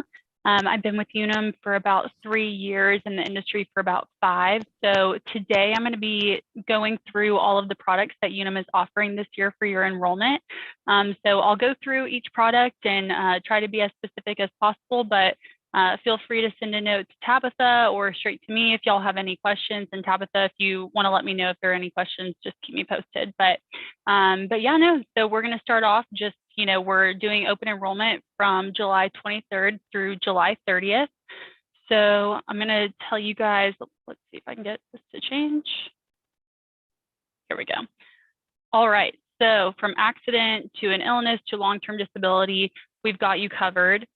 So today we're going to talk a little bit about who Unum is. We have been in the benefits industry for 170 years. We protect 32 million employees. Really just want to do everything we can to help you guys out. So claim decisions are made between 3 to 5 days. We have service available to you Monday through Friday, 8 a.m. to 8 p.m. And in 2018, we paid $6 billion in claims. So it tells you that our overall goal is to help provide benefits to employees. That being said, today we're going to go through all of the benefits that are offered to you as an employee for Helix Community Schools. So we're going to go through the STD, LTD, Basic Life. These are all coverages that are paid by the employer as a benefit to you. Then we're also going to go through the voluntary life insurance, critical illness, hospital indemnity, accident, vision, and dental insurance, which are voluntary benefits to you. So just to get started, these are going to be payroll deducted. So the benefits are paid directly to you. And so kind of to start off, we're going to go with short-term disability. Again, this is a benefit paid by the employer to you just as an employee of the company.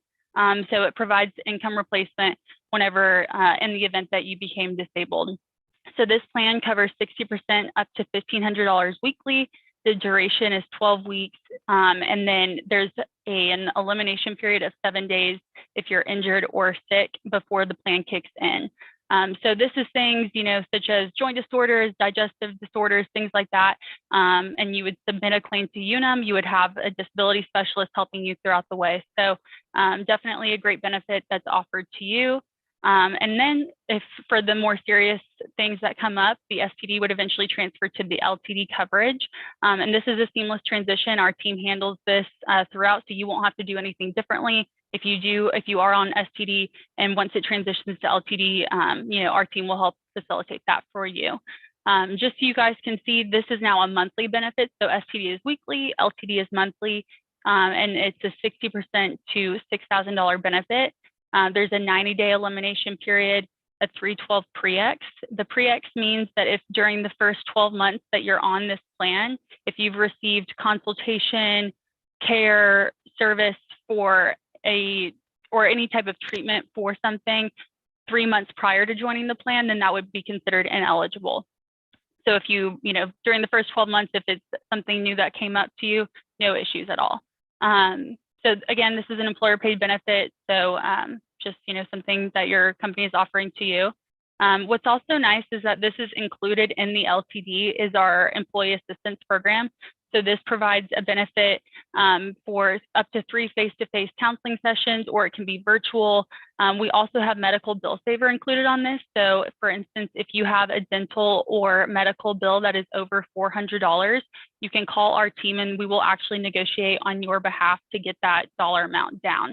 So just wanted to mention that as well. And we can also provide some more information on how you could utilize this resource, but this is a value-added service at no cost to you. It's included in the LTD plan. All right. Another benefit included on the LTD is travel assistance. So this is something that for any time you're traveling over 100 miles from home and something comes up, you would be able to call. So for instance, I was traveling in a different country and non-English speaking country that they lost my luggage in there. So I would be able to call that service and they would be able to help me, provide me with somebody that can translate for me or can help me figure, some of those things out that are a little more complex, especially when you're traveling. So just something good to know as well. So next we're going to go to life insurance. Your company provides a benefit of one-time salary up to $75,000. Again, this is provided to you by your employer, so nothing, you don't have to pay for that. It is portable, so if you do leave this company, you would be eligible to bring that coverage with you at those same group rates. There is a benefit reduction to the 65% of the benefit at age 65, and then 50% of the benefit at age 70. And then there's also life planning, financial and legal resources, which is also a value-added service included on this plan. It's essentially helping any beneficiary or terminally ill employee kind of navigate different complex things, maybe like Social Security questions, tax questions, things like that. They definitely don't sell anything. They're just a resource to you if you have any questions that come up if something like that were to happen.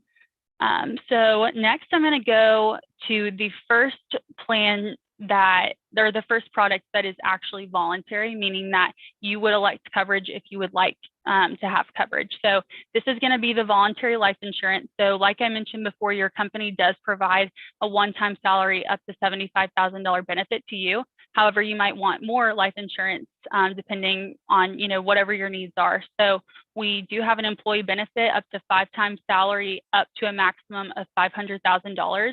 The employee guarantee issue amount is $50,000.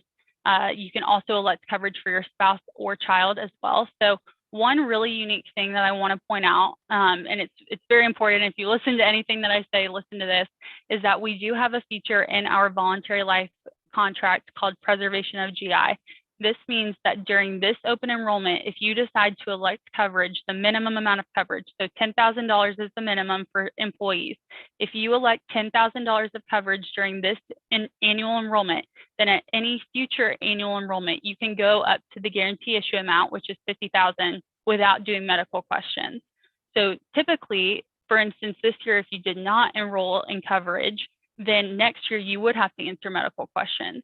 So this is a really big deal because no other carrier does this. And essentially, for instance, if I were an employee of the company and I enroll in $10,000 of coverage this year, maybe a few months from now, I'm diagnosed with cancer or I have some kind of illness that comes up and I want to have more life insurance, I wouldn't be able to receive that life insurance likely because I'd have to answer medical questions the next year if I hadn't enrolled. If I did enroll, then I could go up to $50,000 without any medical questions, even though I have a condition now. So just something to really highlight for you guys. Just the importance of enrolling in just even the smallest amount of coverage is huge. So I've also provided an example. Christy's dad was healthy and active, so his death at age 50 was a shock. Luckily, he had foresight to enroll in life insurance when it was offered at work.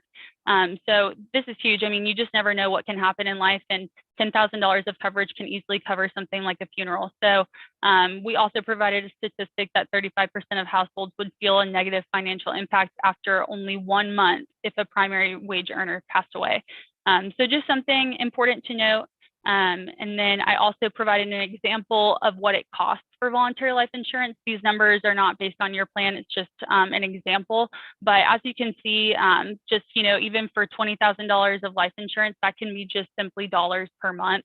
So just something to keep in account. And then you also received flyers on what those rates would be for your specific age, but these are age banded products. So the voluntary life will be based on how old you are. And then as you age, your rate would increase every 5 years. And again, this can be ported, so you can take that coverage with you if there's no material change in health. And then you can also convert the coverage to a whole life policy if you wish as well. So I'm going to make sure I have no questions or anything like that. Tabitha, just let me know if there's anything that comes up. So next, we're going to kind of switch gears to the worksite products. These products were designed to help mitigate any out-of-pocket costs associated with a medical plan. So that may be a medical plan doesn't cover, such as deductibles, co-pays, co-insurance, and things like that. So accident insurance is also a voluntary product. We're just kind of, let's see if I can get it. All right, so accident insurance can provide a lump sum benefit for things from everyday mishaps, such as a concussion, maybe your child breaks their arm running on the playground, things like that, to the more catastrophic events, such as like a severe burn, a dismemberment, even hospital/ICU stays. That's also included as well. So if that event happens, we're not looking at what you put that money towards. You can put that towards your mortgage if you needed to, something like that. But it is just a benefit, a lump sum benefit to you if that event it does happen. Again, this product is portable, it's guarantee issue. So if you apply now, you don't have to answer medical questions or anything like that. Even things such as like a chiropractic therapy or like psychiatric therapy, things like that are included, and unlimited payouts. So you can file a claim for multiple covered incidents. 50 plus benefits included. And then there's also a $50 wellness benefit. And I'll go through that once I get through the rest of the voluntary benefits. And this is on/off job coverage. So here's an example of something I think it really makes it easier to see, is that this is how accident insurance works. Rob bought a new bike so he could lose a few pounds. He lost his balance instead. So I think about myself, I'm constantly hurting myself and things like that. So something like accident insurance would be beneficial for me. So he was diagnosed with a torn knee ligament and a broken toe. His accident insurance paid him $900. So the ambulance benefit would be covered, emergency room benefit, fractured toe, 2 follow-up visits, $100 crutches. So easily that could, be an out-of-pocket expense, something that we covered with accident insurance. Also, another statistic is that over half of American adults say that they can't pay an unexpected $400 bill without having to take out a loan or sell something to do so. So these are benefits that are genuinely being utilized. Employees can easily make up for the premium of it by the savings that they get once they are using that benefit. So, and then here's also a breakdown of what it costs per month.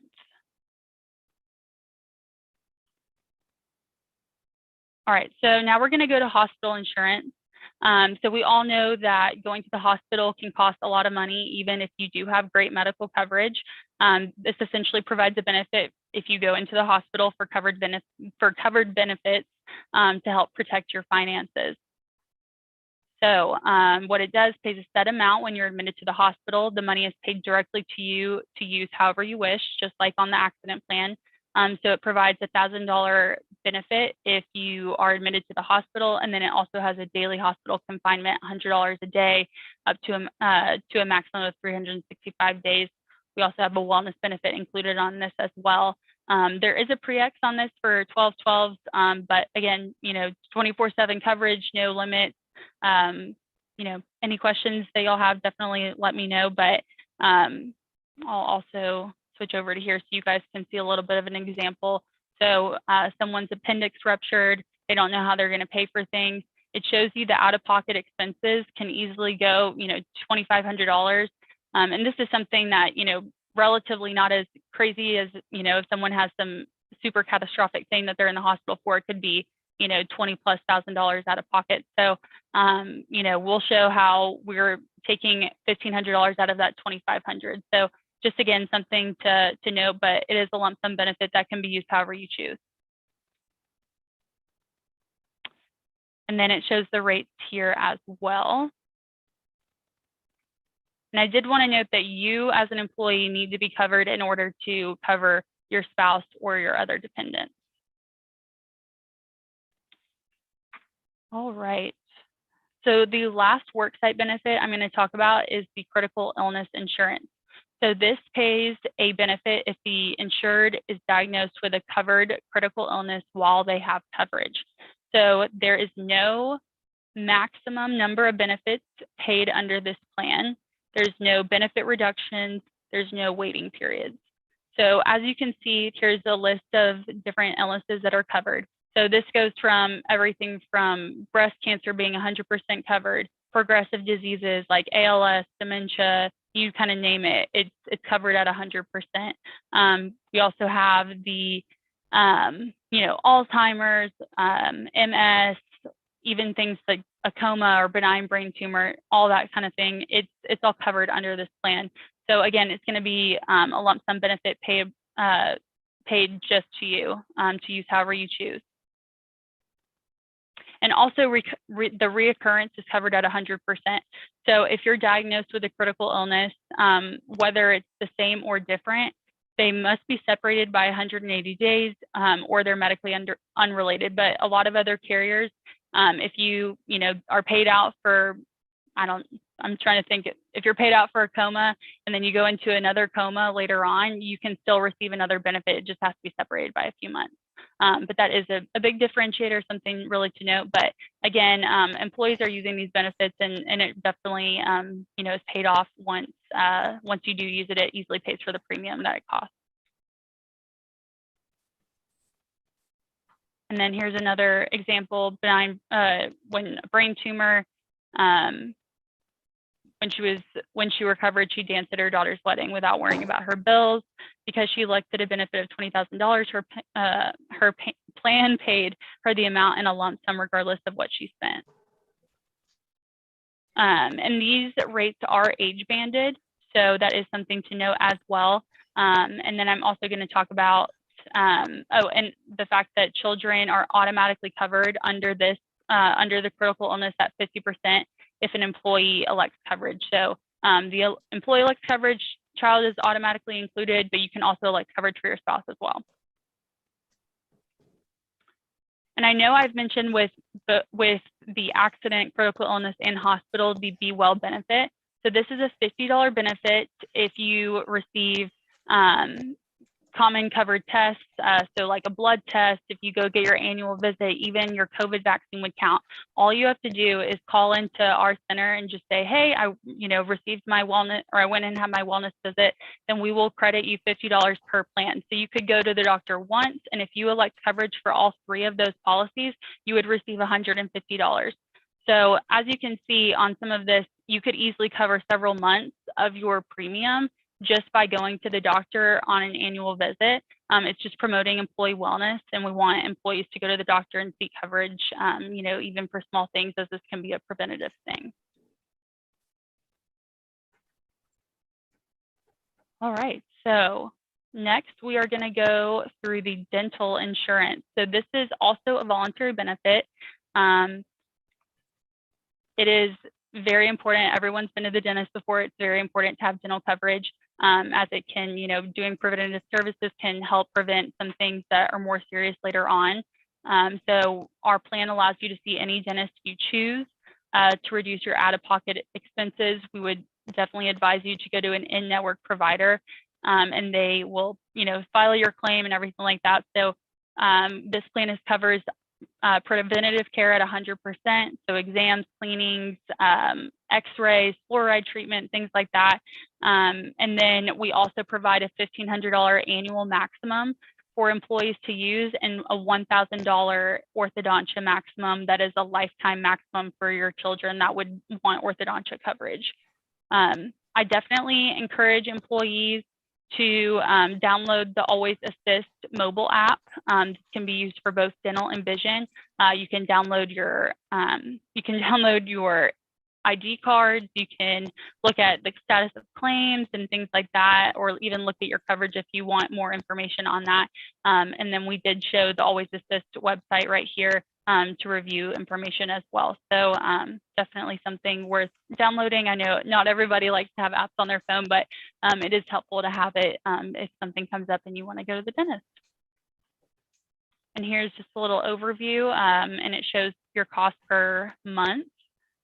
And it also shows the dental ID card that you can download as well. And these will be mailed to your house if you do elect coverage for dental. These will be sent to your home as well.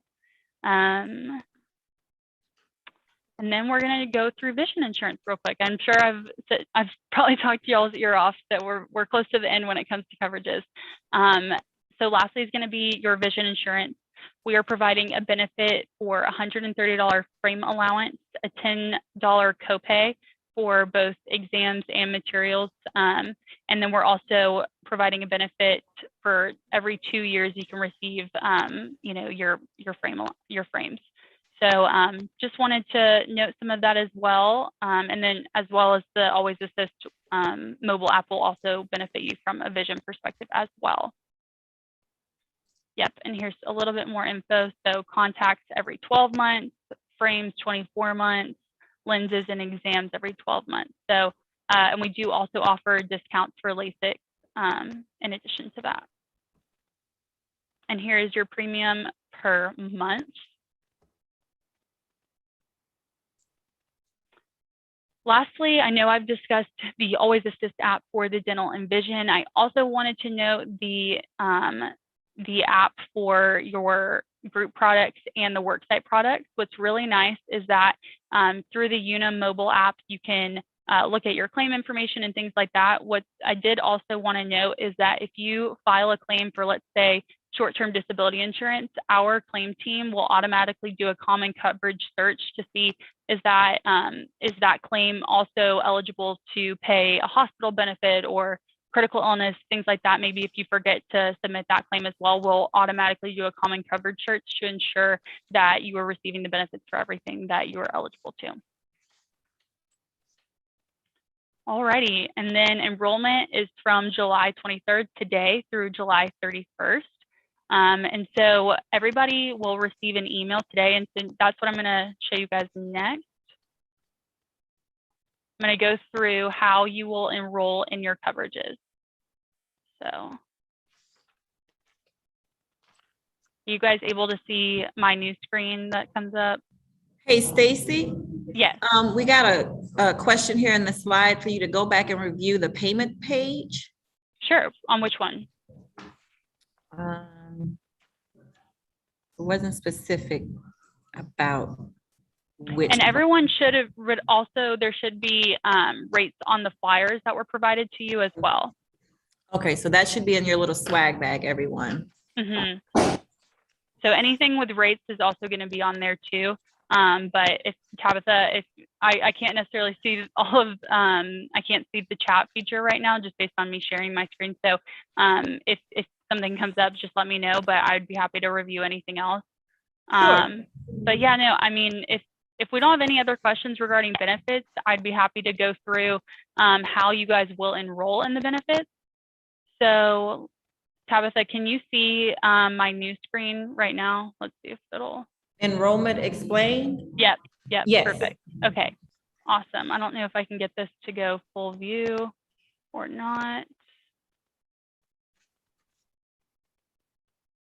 Okay, so this is how we're going to do it, I guess, today. So My Unum is going to be the portal that all employees are going to access to enroll into their coverage. So as far as getting started, the enrollment should take 10 minutes or less. On the day that enrollment begins, which is today, an email will arrive from help@goco.io with a unique link to the enrollment website. So every employee will receive an email. If you don't receive an email, let us know, check your junk folder, do all that stuff. We received all of y'all's emails from your HR team. And so, so we will, those are all going to be sent out today. So once you click on that link, you're going to choose an account to log in. So you can use any email account, whether it's your work email, personal email, whatever, or an existing technology provider account. So you could log in through LinkedIn or something like that. Once you do that, you'll create a password and an account. Make sure that it's secure. Once you log into the system, you will see your personal information pre-populated. Make sure that your information is correct. And then this is where you can also add a dependent. So you can add your spouse, you can add your child if you're going to elect coverage for them on any product. This is where you'll do that. At the top, as you can see, it'll show, let's see if I can zoom in a little bit. It'll show the days that you have to enroll at the top. And it'll also show your cost as you go through enrolling. And it also says it'll say 22 days left to enroll. So for instance, it'll say 7 days left to enroll when you log in today. Then you'll just start enrolling in your benefits. So it'll go down the line through products. Here's an example. You'll click on the dental. You can see where you can add a dependent. You can click on that box to also add them. It shows you your deductible, your annual maximum, and then it also shows your cost per pay period. This is where you will waive coverage if you don't want dental insurance, or you will accept coverage if you do. So definitely either way, no matter if you're enrolling in every benefit or if you're not, you need to go in and say yes or no. Then you can select your coverage amounts and your beneficiaries. So this is an example for the voluntary life insurance. You can show the amount of coverage that you want. It'll also note what your guarantee issue amount is. Again, for you, it's going to be $50,000. If you elect over $50,000, then that's where you will have to submit your medical questions, which is just E of I. Very simple. We have 85%. We have an 85% decision through the website. So if you elect over that amount, it'll prompt you to start answering medical questions thereafter. And again, it shows you your cost per pay period. And I also want to note the importance of picking a beneficiary. It's very important. So just be sure to, spend that extra minute just to provide that information. At the end, once you've reviewed all of your benefits, at the end, you will be brought to a summary page. This is where it'll show your total cost per pay period. After you enroll in all the benefits, you can make sure everything looks right. And then you'll be able to click finish enrollment.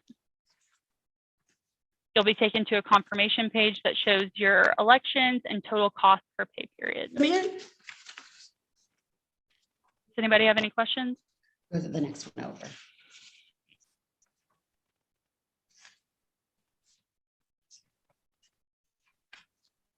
Tabitha, do you see any questions on the board?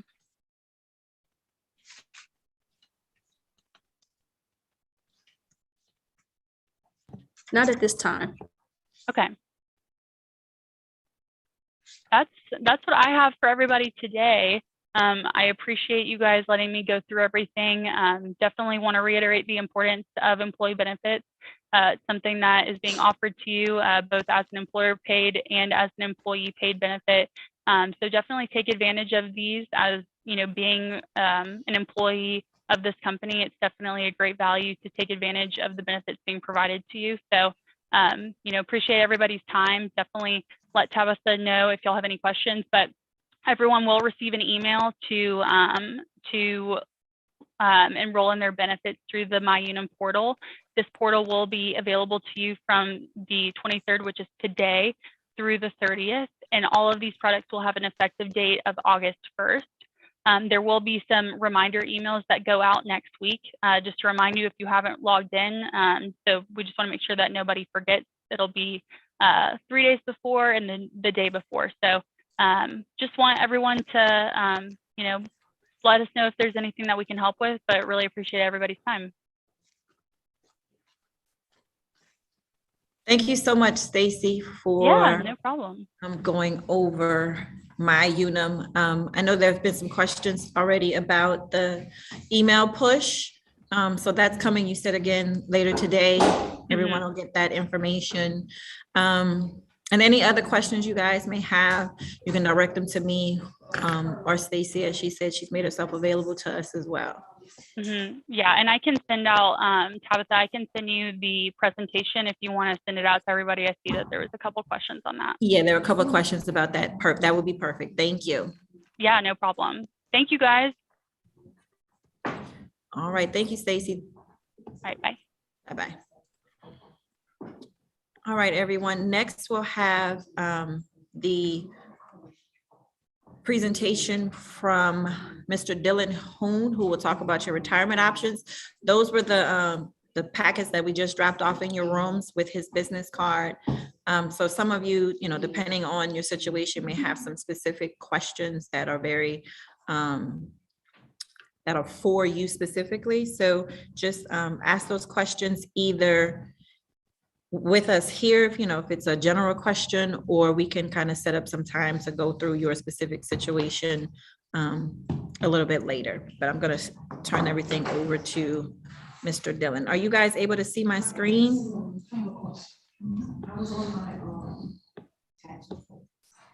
Okay, I think I've lost it now. There we go. There you go.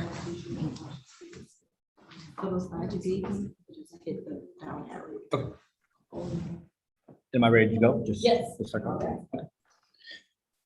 Hi, everybody.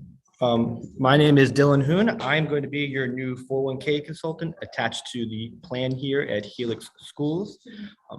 My company is BMville Capital Group, so I'm going to be the outside consultant to the plan. Currently, right now, your plan is held at a company called Slavic. So they are the record keeper. That's where your plan and your money is actually held at. Starting sometime in the later half of this year, we're going to be transitioning to a new record keeper called Empower. Once we transition there, I will be taking over as an advisor. I'll be the outside consultant to the plan, which means for y'all that if you've got any questions about the plan, questions about your investments, I'm a resource that you can utilize, myself along with my team. Once the transition has taken place to Empower, I will have the ability to view everyone's account. At Empower, you give me a call up, I can take a look at your plan and see where you're allocated and offer you investment advice and guidance. I'm not able to pull up your information until we do that transition. So currently at Slavic, I don't have the ability to do so. Just keep that in mind if you've got any questions about your account. But if you do have questions about your investments, questions about how the retirement plan actually works, I encourage you to reach out to me.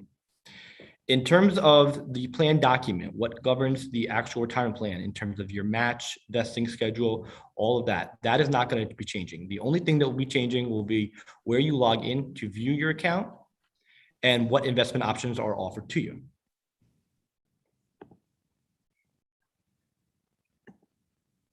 So, your retirement plan here is a tax advantage retirement plan. You have both pre-tax and Roth available to y'all at this retirement plan. So the pre-tax bucket, any money that you put into this plan is going to go in before taxes. So you do not pay taxes at the time of deposit inside of a retirement plan. You will pay taxes when you withdraw money out. So you do not dodge any taxes or avoid any taxes by investing in a 401k plan. What you do get though is tax deferred growth all the way up until retirement. And you're probably asking yourself, what is tax deferred growth? What does that mean? We've all got checking accounts, right? In January, your bank sends you a 1099, says you made 13 cents in interest for 2020. Everybody pay their taxes on that? Maybe. If you didn't, not a big deal. Inside your 401k plan, any interest that you have, any investment gains that you have, you don't have to pay taxes on at the end of the year. You do not pay taxes on it until you withdraw this money out of retirement. And what that does for you is it allows your 401k plan to grow faster. You actually end up with more money. You could take the exact same amount of money that you put into this retirement plan. If you put it in an outside account, you could put it in the exact same investments. You will have more money in your 401k plan at retirement, even after you pay the taxes in your 401k plan, than you would have in that outside account. Because in that outside account, at the end of each and every year, you got to pull a little bit out to pay your taxes. So the 401k plan, you actually end up, it grows for you faster, you actually end up with more money. There is also a Roth option here. So the pre-tax option, the traditional option is you don't pay taxes now at the time of deposit and you will pay taxes when you withdraw it. The Roth option reverses that. You're going to pay your taxes up front. It's going to go into your Roth 401k, and then it grows for you tax-free all the way up until retirement. In terms of which solution is better, it really depends on your personal situation. In general, Roths work better for lower income people, thinking under $71,000 or less than that. But it's not a black and white question, and it really depends. If you've got questions about your particular situation, I encourage you to reach out to me one-on-one. If you're working with an accountant or CPA, this is also a question that they can answer. All right. The company match here is 100% up to 4% of your total pay, and you are fully vested from day one. So for every dollar you put into this plan, Helix Schools is going to give you $1 in company match. 100% vested means the plan is fully portable. You leave for whatever reason, you take everything that you put into this account with you to your next job. If they've got a 401k, or you roll it into an IRA. Guys, I've got about 125 retirement plans in the Gulf region. The average match is about 1.5%. So the 100% on 4 match that y'all have here is about more than twice as good as the average match in Louisiana. So this is a pretty generous, a benefit-rich plan that y'all have available to you, but it is a benefit that y'all have to participate in to receive. Okay. This plan does have an auto-enroll feature. So everybody is going to be auto-enrolled at 3% of their compensation. It's probably the most common question I get asked. Dylan, how much should I be saving for retirement? Nobody ever likes this answer, but it depends. It depends on your personal financial situation. If you ask financial advisors, people like me, how much should you be saving for retirement? Kind of our default answer for people is 10 to 15%. The way the math kind of works out is if you save 10%, you do that for 30 years, you're going to make it to retirement. You're going to be starting off at 3%. And that 10 to 15% number, that's with the company match. So you're getting another 3% in this scenario from the company. You do not change your deferral amount. You are missing out on some company match. And you're also not getting to that 10 to 15% number. To be honest with everybody, again, of my 125 plans, I've got 8,000 participants, 10 to 15% is unfortunately not the average. Put in what you can afford to put in. There's really no wrong answer other than 0. You do have the option, if you do not want to participate in the plan, of filling out the form that is attached in your booklet. If you do not fill out this form, you will be auto-enrolled at 3%. In the booklet that I gave to y'all, it should be the second to last page. And you'll see a section on that page underneath contribution instructions. If you want to change your contribution amount, this is going to be the section that you're going to want to do it. If you want to increase it from 3%, or if you want to put it in the Roth bucket. So you'll see that there on the bottom of the page. If you do not wish to participate in the plan, there is a section, a checkbox right here at the very end of this that you're going to select and return back to HR that you do not wish to make deferral contributions at this time. Again, this is an opt-out plan. You need to fill out this form if you do not want to be in it. Okay. So after you decide how much you want to contribute to the plan, the next decision you're going to have to make is going to be your investment decision. So you have a list of investment options available to you in this plan. I like asking people in these meetings, why do we invest? What's important about it? We invest to make money. It's really, it's a pretty simple answer there. When we were talking about earlier, what's the rate of return that we can expect to get from our investments? We were talking about our checking account earlier. You're probably getting about 0.01% in your checking account. I like asking these questions in our meetings. How long do you think it takes for your 401k plan to double? And this is a trick question. It depends on your rate of return. At 0.01% in your checking account, it's going to take about 7,200 years for your money to double. If you were able to get 1%, your money would double about every 72 years. If you get 7%, your money is going to double about every 10 years. Realistically, in our 401k plan, using a diversified investment strategy, we can expect our money to double about every 10 years, 8 to 9 years on the low end, 10 to 11 on the high end. So I like going through an actual example of how powerful compounding interest can actually be. Let's say you start contributing at 25 years old. And from 25 until age 30, you're able to save up $10,000. So it's about $2,000 a year. Sounds like a lot of money, and it is. But remember, you're getting a company match there. So of that $10,000 that you save over 5 years, about half of that's going to be company match. And remember, money that you put into this plan is going to go in pre-tax. So take that $10,000, cut it down to $5,000 out of your pocket. That's $1,000 a year. And then take it out pre-tax. So that's about $700 per year coming out of your take-home pay. So about $700 per year for 5 years, you end up with $10,000 in your account. And let's say hypothetically you stop contributing. And let's say you put your money in an account that's going to get you about that 7-8% number that we were talking about, and your money doubles every 10 years or so. So this age 30 person that's got $10,000 at age 40, they've got $20,000. At age 50, they've got $40,000. At age 60, they've got $80,000. You work to age 70, God bless you, you've got $160,000. And that's all off based off you're saving $700 per year for 5 years. You end up with $160,000.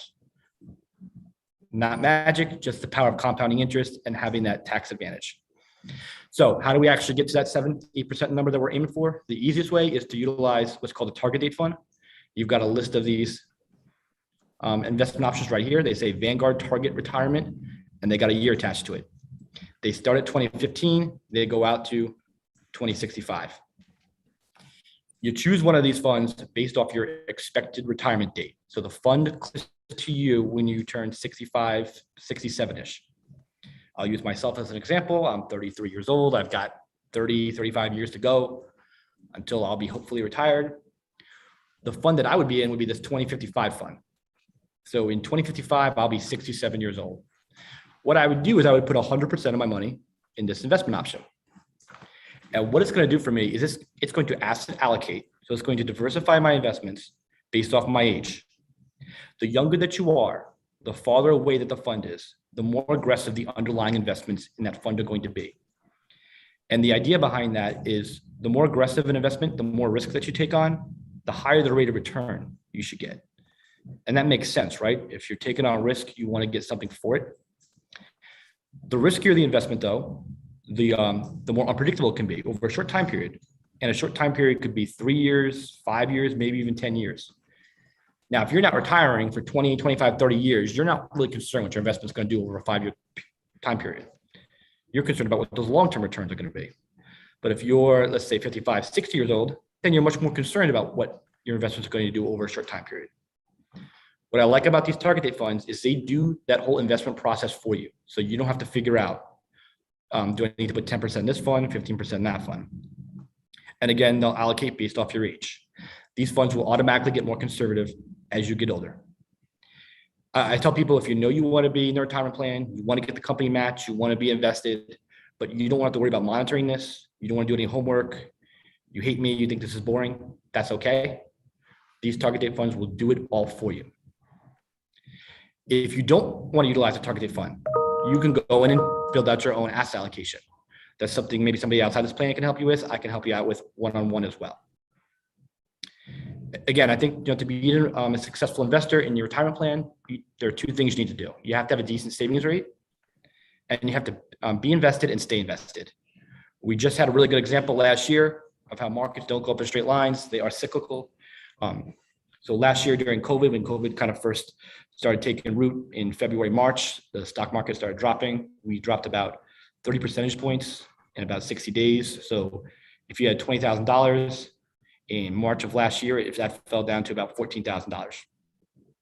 People that stayed invested though, we had some government intervention come through in April of last year. The stock market rebounded, and that 20,000 that fell down to 14 rebounded back up to 20,000 in late May, June. And then as of last week, we had just hit all-time new highs. So again, I think you have to have a decent savings rate, and you have to be invested and stay invested. You're also going to need to complete beneficiary information for your retirement plan. Whom do you want to leave your retirement plan to in the unfortunate event you can't use it all? In Louisiana, half your 401k has to go to your spouse unless he or she signs off on it. If you leave any assets to a minor, remember, whoever gets custody of that minor will be able to have custody of those assets. In regards to the transition that we're going to be moving to Empower. So there will be a timeline, and we will get that all out to y'all. It's not going to take place until the second half of this year. And as we get more information, we will pass it along.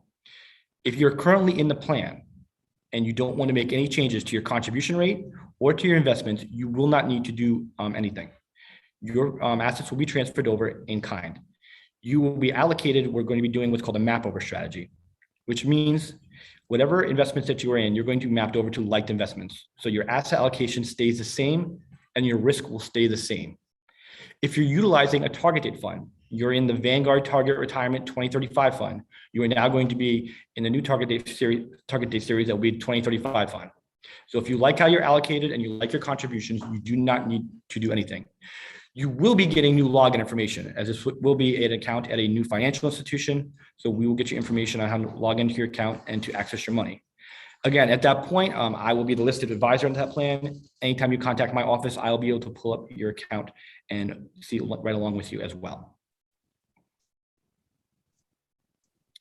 Can I take questions on here? How do I do that?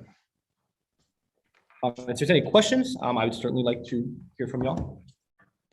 Yep, I got a question. Yes, ma'am. Okay.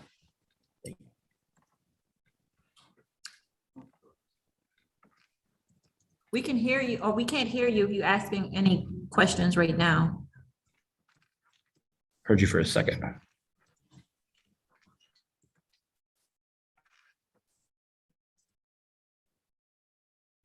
Are you allowed to borrow? This plan, we don't have loan setup. This plan. We do not have loan setup. For Slavic? First, yeah, Yes. we do. Okay. So from what I understand, we do have loans available to this plan. You can borrow against your retirement plan.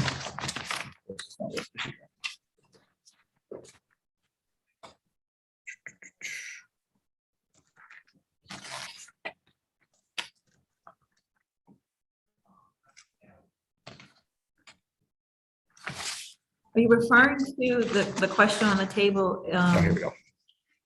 about borrowing? Yep, so the plan does allow for loans. You can borrow a loan a minimum of 1,000 up to 50% of your balance, not to exceed 50,000. A retirement plan loan, it's an okay option if you need it.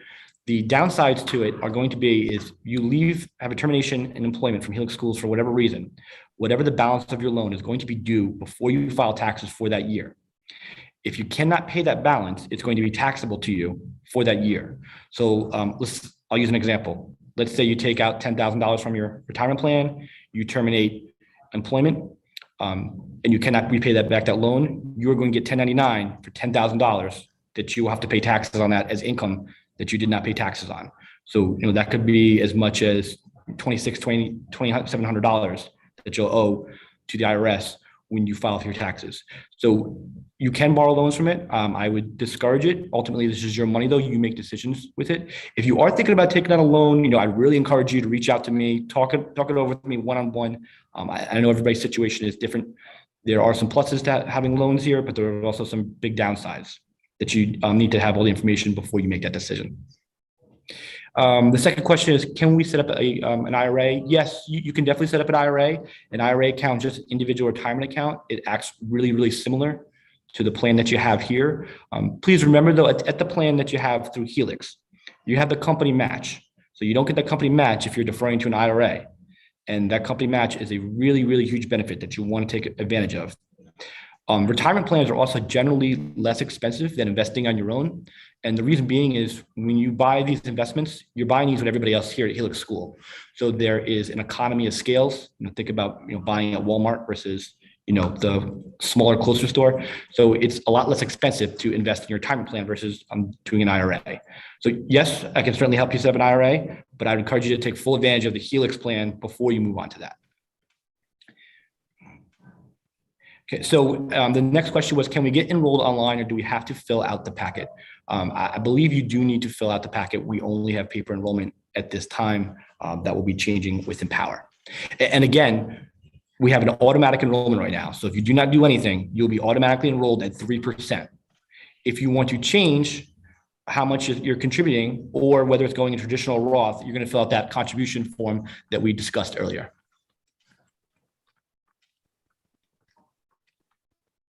Any other questions?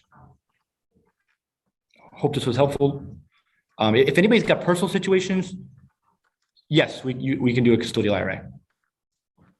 I hope this was helpful for anybody. If anybody's got personal questions they want to ask me, please feel free to reach out to me at any point in time.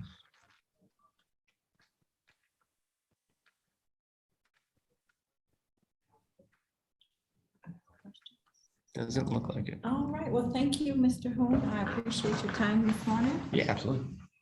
All right, guys, we will transition to our last presenter of the day. And that will be Ameriflex. Ameriflex will offer health saving plans. Let me stop this share for a second. Let me allow Mr. Jeff in the room if he's not already in here.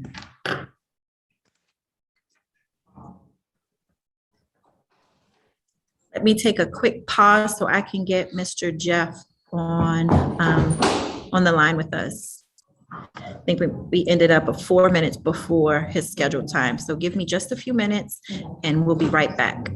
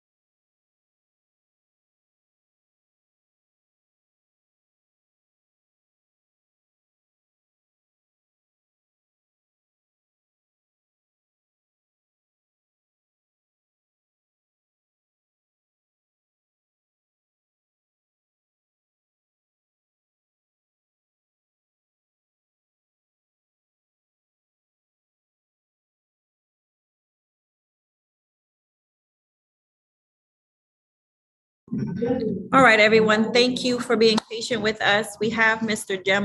Jeff Bloomster with Ameriflex, who will wrap up our benefit portion of the convocation today.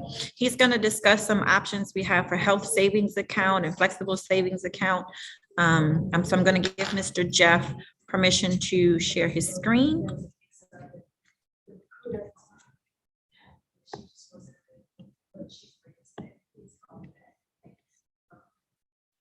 All right, Mr. Jeff, you should be able to take over. You need to unmute yourself, please.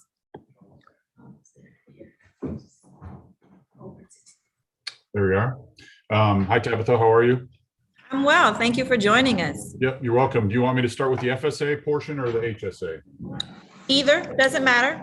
Okay, all right, very good.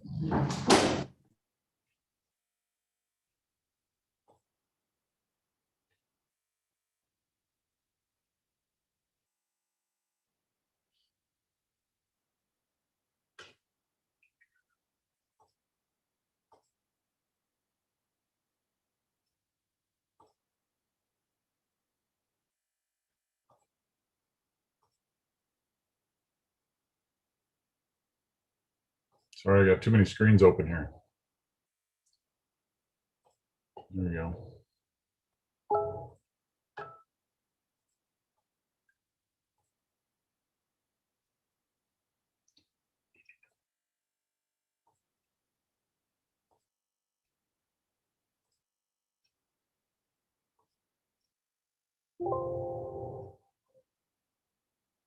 All right, there we go. Can you see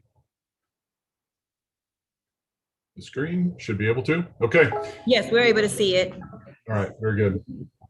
Flexible spending account. So this is one of the benefits that you have currently existing with through Ameriflex, and this also encompasses dependent care too.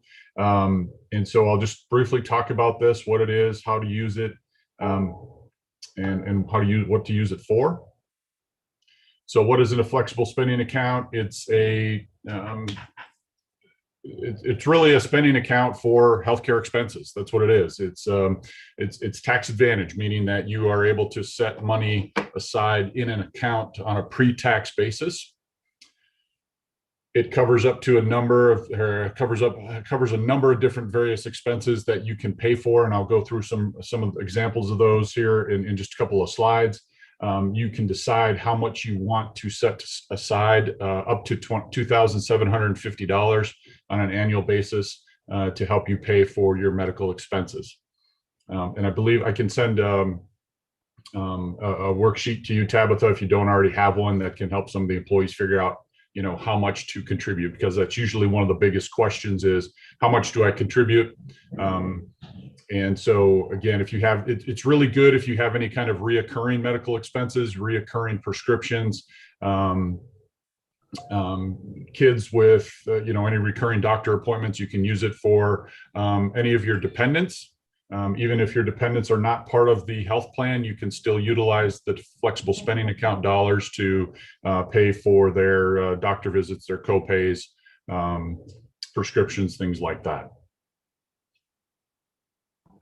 How much? Jeff, if you have any links, when you're done with the presentation, if you could just drop them in the chat, that'd be great. Yeah, absolutely.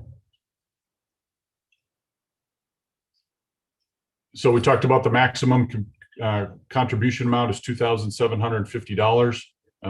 It does not have to be that amount, but that is the maximum that the IRS will allow you to contribute. If your spouse is currently contributing to a health savings account, and you may have that through their spouse's plan, they may have that through their employer, you're going to not be eligible for the FSA. The HSA trumps that. So make sure, and you can ask those questions to me directly, or Tabitha can, if there's anyone within that situation. So eligible expenses, deductibles, co-pays, prescriptions, anything that you would really pay for medical care, medical expenses that you would use to pay out of your own pocket. generally is covered by the flexible spending account. They just, with the CARES Act and the pandemic and all the different legislation that came out, you can now utilize your FSA to pay for over-the-counter medication, some feminine hygiene products as well. So there's a number of different lists, and I will put a link to the FSAstore.com in the chat box, as that will have a full and complete list of all of the FSA eligible items. You can also use the flexible spending account for cleaning, for teeth care, dental care.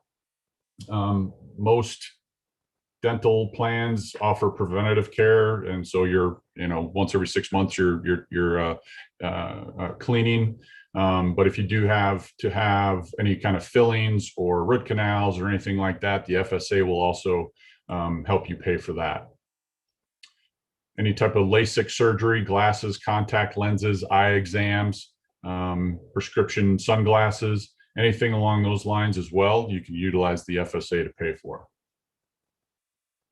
Over-the-counter medications and menstrual care products, which I just added or talked about. Again, you can see some of the pictures on this slide: sunscreen, saline solution, ACE bandages, Band-Aids, vitamins, first aid kits, all sorts of different household items that you can utilize your FSA dollars to pay for. To use it or lose it, this is kind of one of the negative items surrounding an FSA sometimes, and depending on what your group has, if they have a rollover amount or if it's a use it or lose it amount. Traditionally, FSAs have been use it or lose it, where you have to spend the entire annual amount that you enrolled in by the end of the plan year. So again, if you have money left over, you can go back to this FSAstore.com here that and I'll share the link in a minute. But you can utilize some of any of your remaining FSA dollars to purchase these items. It's just more about what the expenses are to make sure that you utilize the FSA within the time period, within the plan year that you're allotted. And again, we can help with that and notify you. And you will also have a web portal and mobile app where you can check your balances. There is also a $550 rollover provision. So again, if your group has that, then you can roll over a maximum amount of $550 into the next plan year. And then utilize those dollars again for extra or for additional healthcare. We do have some employees in other groups that use their FSA and roll over the amount if they're planning on having some kind of surgery or or any type of major care, LASIK or medical related surgery. So again, you can utilize those FSA dollars to plan for your healthcare too in the next plan year.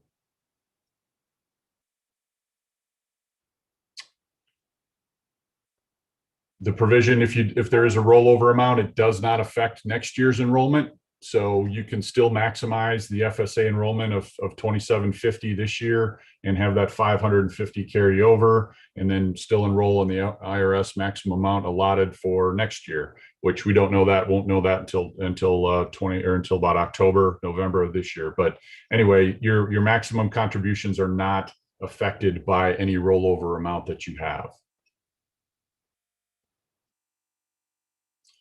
Here's some information on our, how we support you as employees. We have the mobile app, and it's free.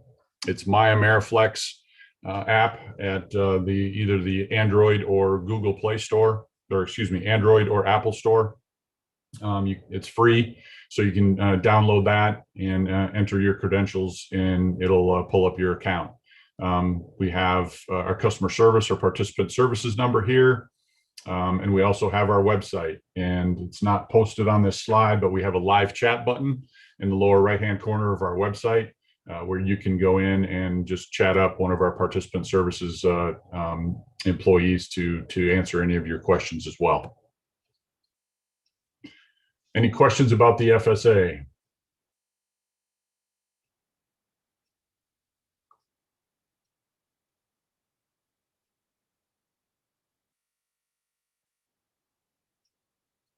I don't see anything in the chat box.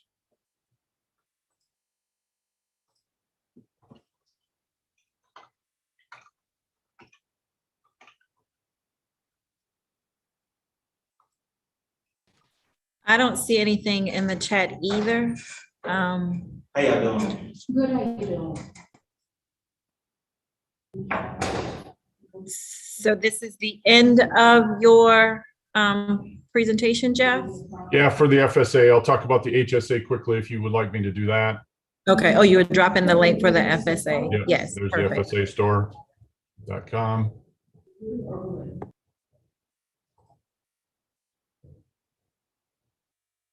Are there any questions at all?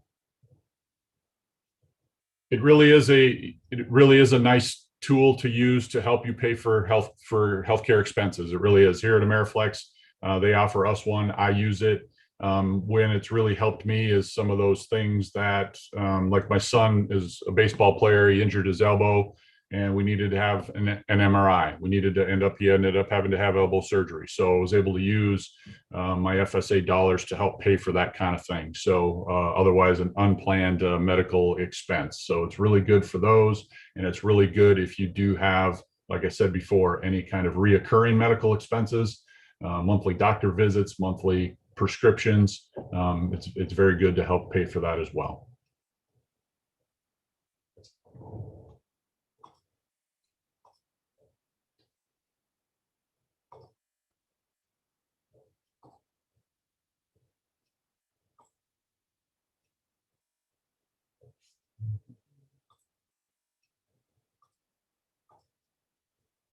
So here's a little bit about health savings account.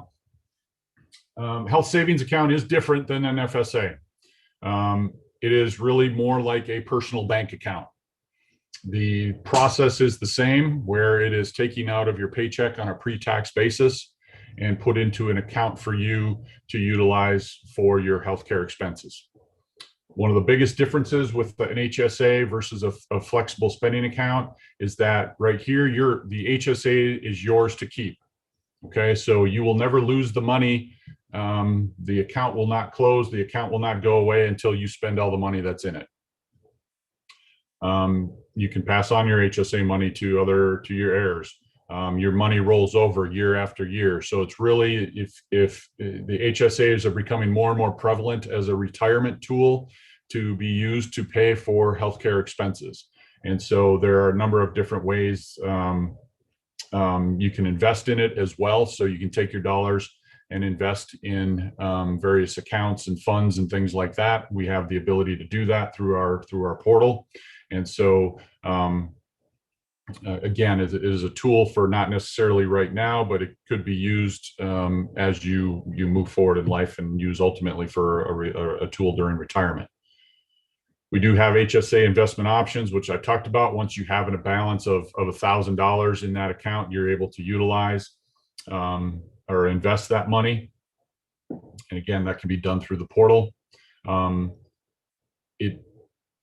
The difference, another difference between the FSA and HSA is that you have to be enrolled in a HSA qualified high deductible health plan. So again, your enrollment, if you are choosing that high deductible health plan, you will be able to enroll in the HSA. Over there on the right-hand side of the screen are your contribution maximums. So if you enroll in a health plan just for yourself or an employee-only plan, the max contribution could be $3,600. If you enroll in a family plan, the maximum contribution you could make is $7,200. And again, this is your money. So it's not like the FSA where you lose it if you don't spend it. If you don't spend it, that's fine. It continues to grow or it'll stay in the account. And if you invest it, then it has the potential to grow.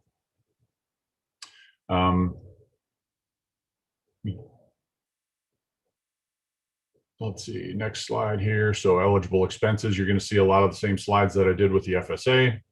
Deductibles, copays, prescriptions, teeth cleaning, LASIK, glasses, contact lenses, all those things. And again, you can utilize this at there's actually a link to an HSA store. It's the same place as the FSAstore.com. So again, you can utilize your dollars there if need be.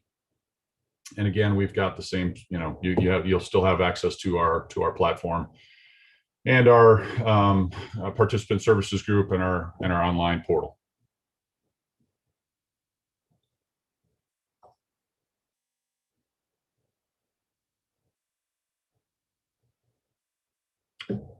Any questions about the HSA? I know that was really quick, but wanted to just throw that in there, get, within the time I had allotted here.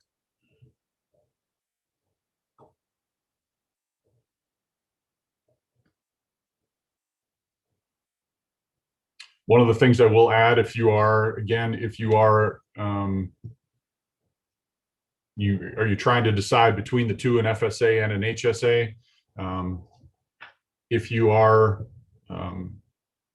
relatively healthy individual, you don't have dependents, you want to maybe use this as a tool to help pay for medical care down the road. If you're a saver, my recommendation would be enroll in the HSA, utilize the HSA to pay for those expenses. If you are a spender, you have a lot of immediate medical needs, my recommendation would be enroll in the FSA. The FSA money is available to you right away, day one of the plan year, whatever your annual enrollment is. The HSA has to build up over time throughout the payroll deductions. So for example, if we go back to that screen where it says, $3,600 is the amount that you can enroll in, that money does not appear right away on your account. That has to grow through your payroll contributions.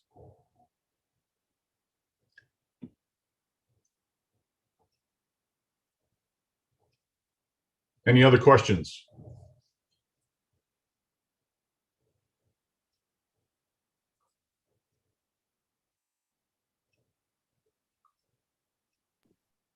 I'm sorry, Jeff, did I miss the part where you spoke about the dependent care account?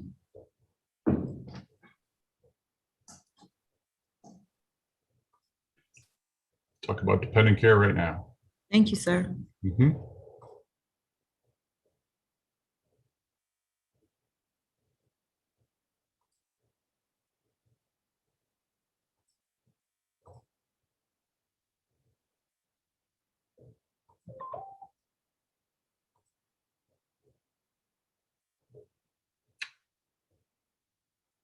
So dependent care is just that, an account that works just like the flexible spending account and the HSA from a pre-tax contribution process.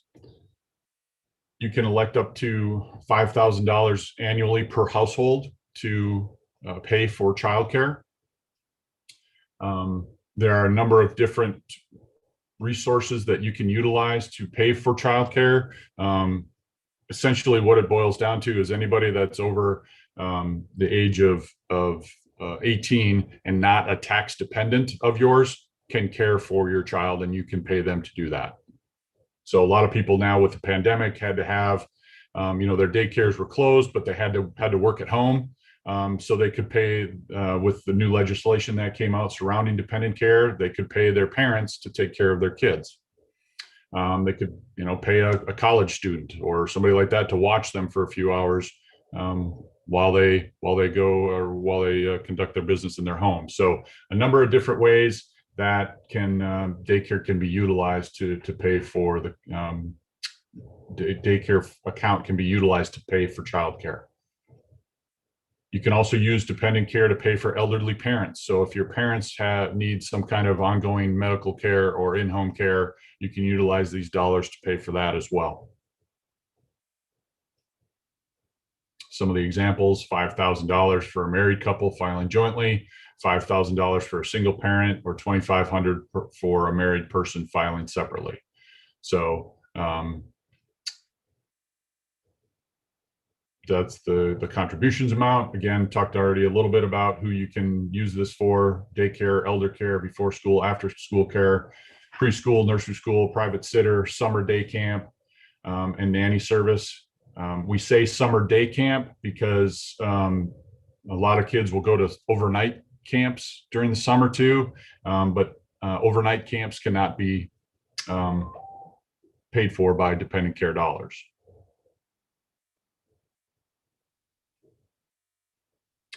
Tuition and school expenses for kindergarten and above cannot be used for it. We talked about overnight camps already. And again, if your spouse or other sibling, another sibling that's tax dependent, they cannot be paid for dependent care. In order to use it, you and your spouse must be employed full-time. The amount to be reimbursed cannot be greater than your spouse's income, whichever is less. To receive reimbursement, you must have contributed the funds and incurred the expense. And again, that's a little bit different than the flexible spending account, but similar to the HSA. So in order to use the dependent care account, you have to accumulate the dollars. They're not all there at the front end or the first day of the plan year like the medical flexible spending account is. It may take a month or two or a couple payroll cycles for you to generate the money to pay in order to be reimbursed for your daycare. You will, with Ameriflex, you can utilize your debit card if your provider utilizes a debit card. If not, there's a manual reimbursement process as well. Again, continuing with the criteria, the child to be cared for must be 12 or under and a legal dependent. Again, someone not your child or dependent. And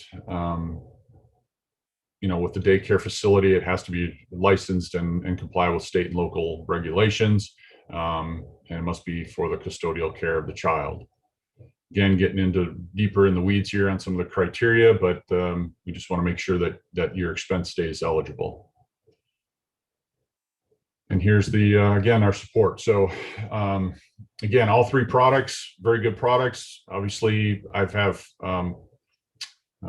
5 children. We're a blended family, and I know $5,000 doesn't go very far for taking care of children, but it helps. And so again, if you are able to do that, my recommendation is to enroll in it, because again, you're saving on your income tax by contributing to these products.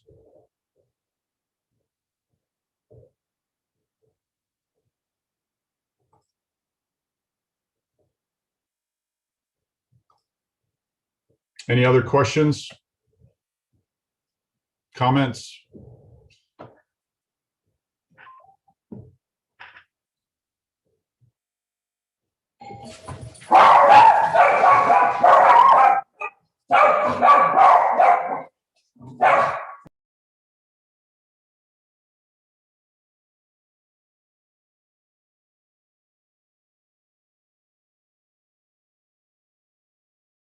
All right, thank you so much, Jeff, for joining us this morning to go over those offerings with Ameriflex.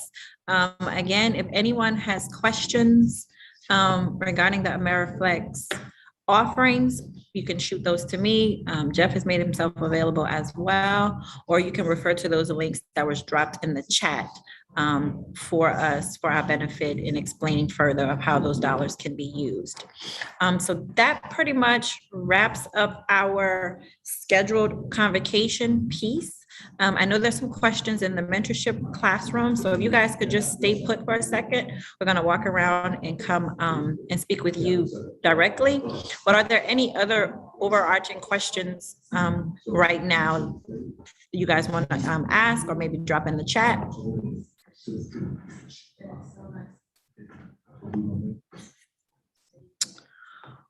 Well, if not, then we will conclude for this morning. Again, those mentorship team members, we will be over shortly to speak with you all. Thank you again for joining us. We will also be on site for a little while. If there are any questions that anyone wants to come and ask us directly, we will hang around for a little while for you all.